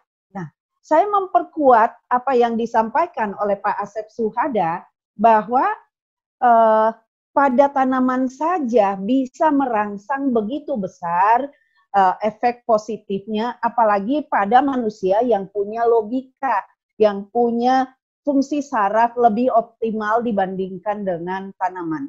Nah, ini juga saya coba di rumah ketika saya anggrek saya cukup banyak, saya ngajak ngomong karena saya sadari saya sebagai orang komunikasi, dalam komunikologi itu menyapa siapapun termasuk tanaman dengan kata-kata yang positif. Ayo berbunga, berbunga, sambil nyangin, sambil nyemprot-nyemprot, dan hampir tidak pernah tidak berbunga anggrek saya. Jadi sepanjang waktu anggrek saya ini berbunga. Sehingga saya kembali lagi memperkuat apa yang tadi dari Pak Asep Suhada, bahwa terapi musik itu akan sangat bagus untuk merelaksasi, untuk memotivasi lebih aktif saraf yang sudah ada. Walaupun saya bukan orang psikologi, tapi hati saya, pikiran saya, perasaan saya sangat terbantu dengan musik. Itu saja Pak, penguatan saja Pak Perlindungan dari apa yang pernah saya alami untuk menambah sedikit pengalaman di lapangan yang pernah kami lakukan. Terima kasih. Baik, terima kasih Ibu Diana. Pak Asep, apa yang Bapak sampaikan telah dibuktikan dan juga telah diteliti, bahkan hasilnya sudah disampaikan daripada Ibu Diana tadi. Mungkin ini juga ya Ibu Diana, kenapa semua lapo tua yang ada di Indonesia ini tidak ada lapo tua tanpa gitar dan tanpa musik. Saya belum pernah lihat ada lapo tua yang semuanya sunyi, hanya ngobrol saja. Pasti ada suara gitar, pasti ada suara musik di sana. Ya, dan itu membuat orang Batak yang stres masuk ke lapo tua, keluar tetap stres tapi lebih kuat untuk menghadapinya. Ya, kemudian dia masuk lagi, begitu lagi keluar masuk. Tapi ternyata lapo tua yang dinyanyi-nyanyikan dengan lagu lisoi-lisoi tidak menjamin selesainya stres. Ya, itu hanya menenangkan sementara. Pak Asep, ada yang mau disampaikan Pak Asep kira-kira? Tadi tanggapan yang luar biasa. Oh ya, satu lagi Pak Asep, Pak Jamaluddin meminta kepada Pak Asep, apakah ada linknya lagu-lagu yang relaksasi yang Bapak sampaikan tadi? Kelihatannya kita juga perlu tahu ini, kalau ingin kita dalam keadaan ingin relaksasi, link-link apa yang perlu kita lihat. Atau minimal Bapak nanti mengetik beberapa judul lagu yang ada di chat, dan di situ nanti akan berkembang lebih baik. Dari Ibu Irina Siregar, dia mengatakan bahwa, Pak Asep bisa nanggapin, kalau musik relaksasi di YouTube, biasanya ada angka-angka frekuensi untuk lagu yang keperluannya berbeda. Bagaimana frekuensi itu pengaruhnya terhadap otak kalau dijelaskan secara medis? Ya, jadi Pak Asep atau Pak Indra ini menjelaskannya. Bagaimana ini pengaturan frekuensinya? Silakan. Ya, baik, untuk ini dulu, untuk Pak Jamaluddin dulu. Untuk masalah lagu untuk relaksasi, silahkan Bapak Jamal atau dengan yang lain juga silahkan buka aplikasi YouTube dan cari dengan kata kunci musik relaksasi. Itu akan banyak video-video keluar. Dan rata-rata lama, sekitar 2 jam, 3 jam lah. Ya. Karena memang itu dilakukan pada saat kita mau istirahat, misalnya tidur siang atau tidur sebentar lah gitu ya, atau mungkin tidur malam juga bisa ya. Dan itu tapi berupa video. Tapi kalau kita di rumah punya alat untuk transfer dari video ke audio, itu lebih bagus lagi. Jadi bisa di-setel di HP kita, dan itu rasanya nyaman sekali. Rasanya nyaman, menenangkan, dan melembutkan. Nah, untuk jawaban buat Ibu Irina, saya tidak begitu paham. Mungkin Dr. Indra bisa bantu, apakah ada hubungannya antara angka-angka frekuensi dengan otak tersebut? Kalau tanpa angka-angka frekuensi, saya rasa betul sekali itu sangat menenangkan, tetapi kalau dengan frekuensi tertentu, saya kurang begitu paham. Silakan Dr. Indra. Iya, gelombang otak kita itu ada alfa, beta, dan delta, yang masing-masing memang bertanggung jawab terhadap kondisi apa yang terjadi di dalam kincir-kincir otak kita ini. Nah, beberapa jenis suara itu mempengaruhi gelombang-gelombang tadi. Makanya kalau kita dengar musik, gelombangnya bisa berubah menjadi gelombang yang membuat hati senang. Akhirnya tadi Pak Asep menerangkan adanya hipotalamus atau master gland di dalam otak kita yang membuat dia mengeluarkan hormon bahagia dan menekan hormon stres tadi.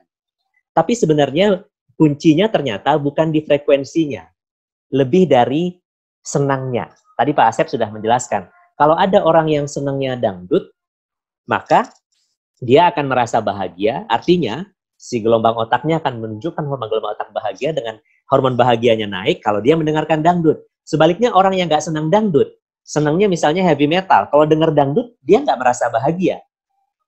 Dia justru merasa bahagia kalau dengarnya heavy metal. Kita tahu gelombang frekuensi heavy metal lebih tinggi daripada gelombang frekuensi lagu yang slow seperti dangdut atau lagu pop misalnya. Jadi ini penelitiannya masih terus dilanjutkan antara jenis frekuensi dari musik tadi, tapi juga dengan kesenangan dari hati. Jadi sedikit berbeda sama yang disampaikan Ibu Diana kepada tanaman. Kalau manusia ada unsur kepribadian yang lebih kompleks, yang sedikit membuat lebih menarik untuk diteliti, karena bukan hanya frekuensinya, tapi juga bagaimana dia harus menyenangi musik itu, baru dia bisa merasa bahagia. Contoh kata, ada maaf yang tidak suka dengan musik seperti yang disenangi Pak Parlin, musik yang tadi dinyanyikan Pak Parlin. Mungkin dia akan biasa saja, tidak merasa jadi bahagia gitu. Tapi ketika mendengarkan musik yang Blue Danube, baru keluar hormon bahagianya karena dia menyenangi musik klasik misalnya. Seperti itu Pak Parlin. Baik, kita akan masuk closing statement Bapak Ibu sekalian. Saya mempersilakan Pak Asep, apakah ada yang akan disampaikan untuk closing statement, kemudian Pak Indra, dan kemudian dari saya nanti akan menutup sebelum diserahkan kepada Ibu Dewi. Silakan Pak Asep, mungkin ada yang Bapak ingin sampaikan. Ini cukup menarik, satu pencerahan yang baru. Ternyata musik mempunyai power untuk mengendalikan emosi kita. Monggo Pak. Iya, baik. Terima kasih Pak Parlin. Bapak Ibu, jadi kita melihat banyak sekali yang bisa meredakan gejala stres kita. Dan tadi kita sudah bicarakan juga, ternyata salah satu yang paling mudah untuk meredakan stres kita dengan musik. Oleh karena itu, pada saat kita merasa stres kali ini, mungkin merasa, wah banyak sekali masalah dalam hidup ini, dan kita pun sedang di rumah, silakan kita manfaatkan musik yang sesuai dengan jati diri kita. Kalau saya tadi seperti Pak Indra bilang, saya suka dangdut, ya kita pakai lagu dangdut. Saya suka klasik, pakai klasik. Saya suka lagu K-pop, ya K-pop. Saya yakin dengan sering mendengarkan musik yang sesuai dengan ini akan membuat kita jauh lebih enak, lebih rendah stresnya. Dan sekali lagi, tolong juga kita mulai belajar memahami kata-kata apa yang ada di balik musik. Dan kita memahami, mudah-mudahan kita pun bisa termotivasi dengan lagu-lagu yang kita dengarkan. Itu dari saya, Pak Parlin. Terima kasih, dan silakan ke Pak Indra begitu ya. Terima kasih, Pak Asep. Kesimpulan saya sangat singkat saja, Pak Parlin, bahwa stres itu merupakan satu bagian dalam hidup kita yang tidak bisa kita hindari, malah harusnya bisa kita manfaatkan untuk membuat hidup kita menjadi lebih hebat. Tapi yang jelas, stres tersebut hanya menjadi satu pilar saja, di dalam hidup kita, yang membuat hidup kita menjadi lebih sehat. Si pilar 5 pilar gaya hidup sehat inilah yang harus Bapak jalani dan Ibu jalani, di mana stres terkontrol yang bisa dimanfaatkan tadi hanya 1 tiang saja dari 5 tiang gaya hidup sehat kita. Masih ada 4 tiang lagi atau pilar lagi yang juga harus dilakukan, yaitu diet sehat yang tidak berlebihan, aktivitas fisik, olahraga rutin terukur, istirahat yang cukup dan berkualitas, dan akhirnya menjalani kehidupan yang bahagia. Kelima pilar ini hanya bisa dilakukan kalau seandainya kita mau untuk menjalani sebuah revolusi gaya hidup. Nah, ini dia yang paling penting. Mungkin hari ini kita bicara tentang revolusi gaya hidup untuk lebih bisa menikmati musik, untuk mengatasi atau membuat stres yang ada pada kita itu menjadi lebih bermakna dan bisa membuat hidup kita menjadi lebih hebat. Demikian dari saya, Pak Parlin.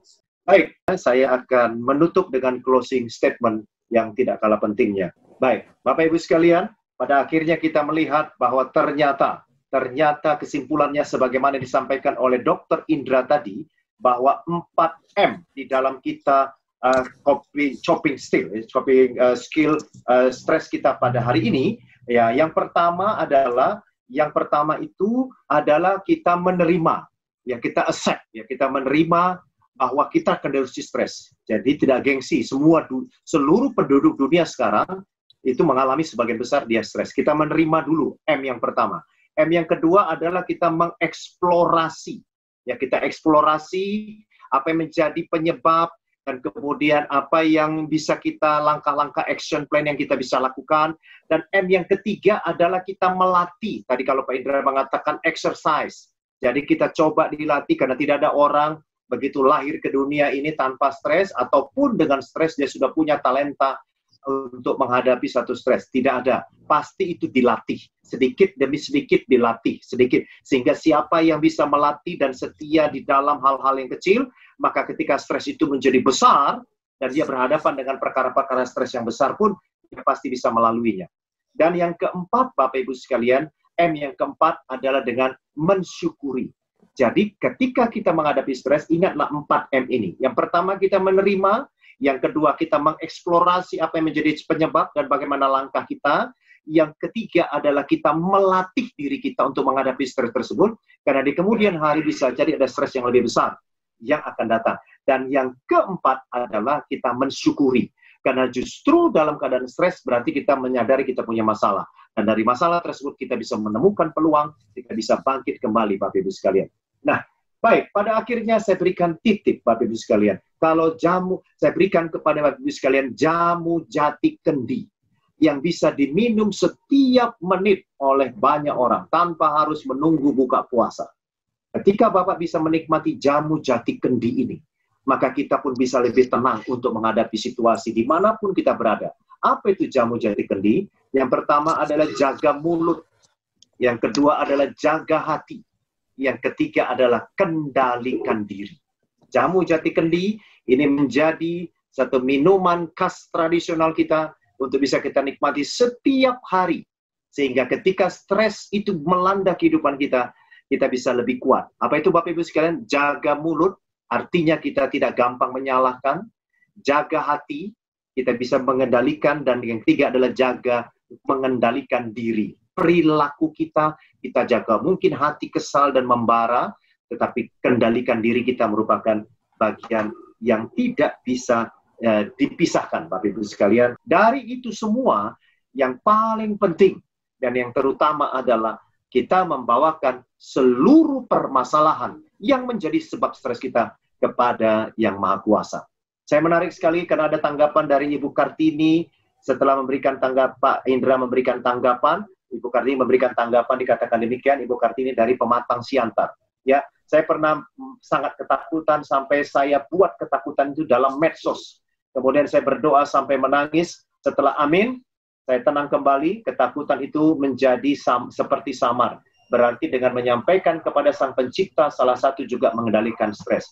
Yes, tadi Pak Indra sudah menyampaikan bahwa dengan kita mau menyampaikannya kepada Sang Pencipta kita, Sang Khalik, maka apa yang terjadi? Kehidupan kita menjadi stres. Itu sebabnya Bapak Ibu sekalian, yang dicipta punya hak untuk berbicara kepada Sang Pencipta. Sang Pencipta juga punya hak untuk membentuk ciptaannya menjadi lebih baik. Itulah prinsip-prinsip spiritualitas. Bapak Ibu sekalian, jangan lupa apalagi Bapak Ibu yang saat ini sedang menjalankan ibadah di bulan suci Ramadan, tentu ini merupakan satu kegiatan yang paling indah. Dan setiap kita melakukan ibadah-ibadah spiritual, apa yang terjadi? Ada ketenangan. Itu sebabnya Bapak Ibu sekalian, ada endorfin, Pak. Ada endorfin yang membuat orang lebih berbahagia. Hormon itulah yang membuat orang lebih berbahagia. Baik, Bapak Ibu sekalian, saya akhiri sesi kami bertiga ini.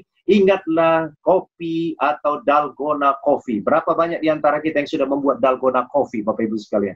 Tidak ada dalgona coffee dibuat tanpa di-shake. Tidak ada dalgona coffee dibuat hanya dikocok biasa saja. Bapak Ibu lihat di sini. Pertama dimasukkan yang namanya susunya, kemudian akhirnya kita buat dari kopi instan, kita masukkan gula, kemudian kita shake, kita aduk sedemikian rupa, Bapak Ibu sekalian. Kemudian kita taruh perlahan-lahan. Indahnya dalgona coffee bukanlah karena kopinya ada, tapi indah dan nikmatnya dalgona coffee karena kopinya diacak-acak, diaduk-aduk. Sebab kalau kopinya tidak diaduk-aduk, itu namanya kopi susu atau kopi latte. Tapi dalgona coffee salah satunya adalah dia diaduk, dia diacak-acak, dia dikocok-kocok. Cukup di situ Bapak Ibu sekalian. Tidak cukup di situ. Dia harus perlahan-lahan menyatu dengan yang susunya. Jadi keindahan hidup ini adalah ketika yang kondisi tenang berpadu dengan kondisi penyebab stres. Baru kita merasakan keindahan yang ada di sana. Baik, Bapak Ibu sekalian, itu kira-kira apa yang bisa kami sampaikan. Terima kasih banyak atas kehadirannya Bapak Ibu sekalian. Dan saya ada juga yang mengatakan, ya Pak, terima kasih untuk apa yang disampaikan. Terima kasih ada yang menyatakan itu namanya dalgona kopi ambiar. Ya, Bapak Ibu sekalian, ini suatu memberikan satu inspirasi yang baik bagi kita. Pak Indra, mungkin ada yang mau disampaikan untuk rencana Bapak kira-kira sebagaimana Bapak sampaikan tadi? Oh iya Pak Parlin, jadi kalau seandainya kita ingin meneruskan diskusi kita ini, Bapak Ibu bisa menghubungi saya via website saya di indramuhtadi.com, juga bisa di Instagram saya @indramuhtadi, dan kita berencana untuk mempunyai satu acara lagi yang akan kita adakan di hari Selasa nanti yang masih dibawakan oleh Fortuna Indonesia, pada jam 13.30 sampai jam 3 kurang lebih. Mudah-mudahan pas waktunya. Kita akan bicara mengenai new lifestyle is the new normal. Kita tahu sekarang ada COVID-19, banyak sekali new normal yang harus kita jalani sekarang agar kita tetap bisa lurus tanpa stres gitu ya. Dengan adanya new lifestyle is the new normal. Ini yang mungkin bisa kita sampaikan Pak Parlin agar suatu saat teman-teman nanti hari Selasa tanggal 21 Bapak Ibu sekalian bisa bergabung kepada hari Selasa tanggal 19 Pak, bukan 21, sorry salah saya. 21 itu Kamis. Iya, tanggal 19 Mei tahun 2020 kita akan bicara mengenai new lifestyle is the new normal. Baik, terima kasih banyak Pak Indra. Bapak Ibu sekalian, di dalam new lifestyle nanti akan dibahas kira-kira bagaimana gaya hidup kita yang sangat kita perlukan saat ini di dalam menghadapi masa-masa COVID-19 ini. Dan juga bagaimana setelah itu. Jangan sampai setelah COVID-19 justru kita muncul penyakit-penyakit yang lain, gaya hidup yang berbeda. Untuk mendapatkan brosur itu, Bapak Ibu sekalian, saudara bisa mengirimkan atau WA, chat yang ada di sini, atau menghubungi nomor telepon. Nanti akhirnya brosur tersebut akan diberikan kepada Bapak Ibu sekalian dengan meeting ID dan juga passwordnya. Ini satu kegembiraan luar biasa. Saya Parlin Marpaung. Demikian juga Dr. Indra Muhtadi dan spesialis musikal di sini, inspiring dari Pak Asep Suhada, mengucapkan terima kasih banyak untuk kehadiran Bapak Ibu sekalian, dan juga kita bertemu kembali di waktu dan kesempatan yang akan datang. Lanjutan daripada acara ini, Bapak bisa ikuti di tanggal 19 Mei, kita kumpul kembali tanggal jam 13.30. Pembicara tunggalnya adalah Bapak Indra Muhtadi. New lifestyle in new normal. Mungkin ini baru pertama kali topik ini diangkat di banyak webinar, Bapak Ibu sekalian. Baru pertama kali, dan Pak Indra pakarnya di bidang itu akan membahas kupas tuntas bagaimana gaya hidup kita di new normal nanti. Terima kasih banyak, sukses untuk kita semua, dan salam terima kasih sehat semuanya. Selalu. Terima salam kasih. Sehat. Saya berikan kepada Ibu Dewi untuk menutup acara ini. Atur nuhun. Terima kasih. Ya, baik. Terima kasih Pak Parlin Marpaung, Pak Indra Muhtadi, dan Pak Asep Suhada, Bapak-Bapak Ibu sekalian. Terima kasih atas sharing pada sore ini untuk materi stres. Ya, sangat seru sekali ya. Saya sendiri sangat terinspirasi atau bagaimana saya mengelola diri saya sendiri dengan materi yang disampaikan Dr. Indra, Pak Asep Suhada, dan Pak Parlin Marpaung. Saya mengucapkan terima kasih dan mohon maaf jika ada kekurangan dari kami, Fortuna Indonesia. Saya Kusni Dewi mengucapkan terima kasih dan undur diri. Wassalamualaikum warahmatullahi wabarakatuh. Assalamualaikum warahmatullahi wabarakatuh. Terima kasih banyak. Terima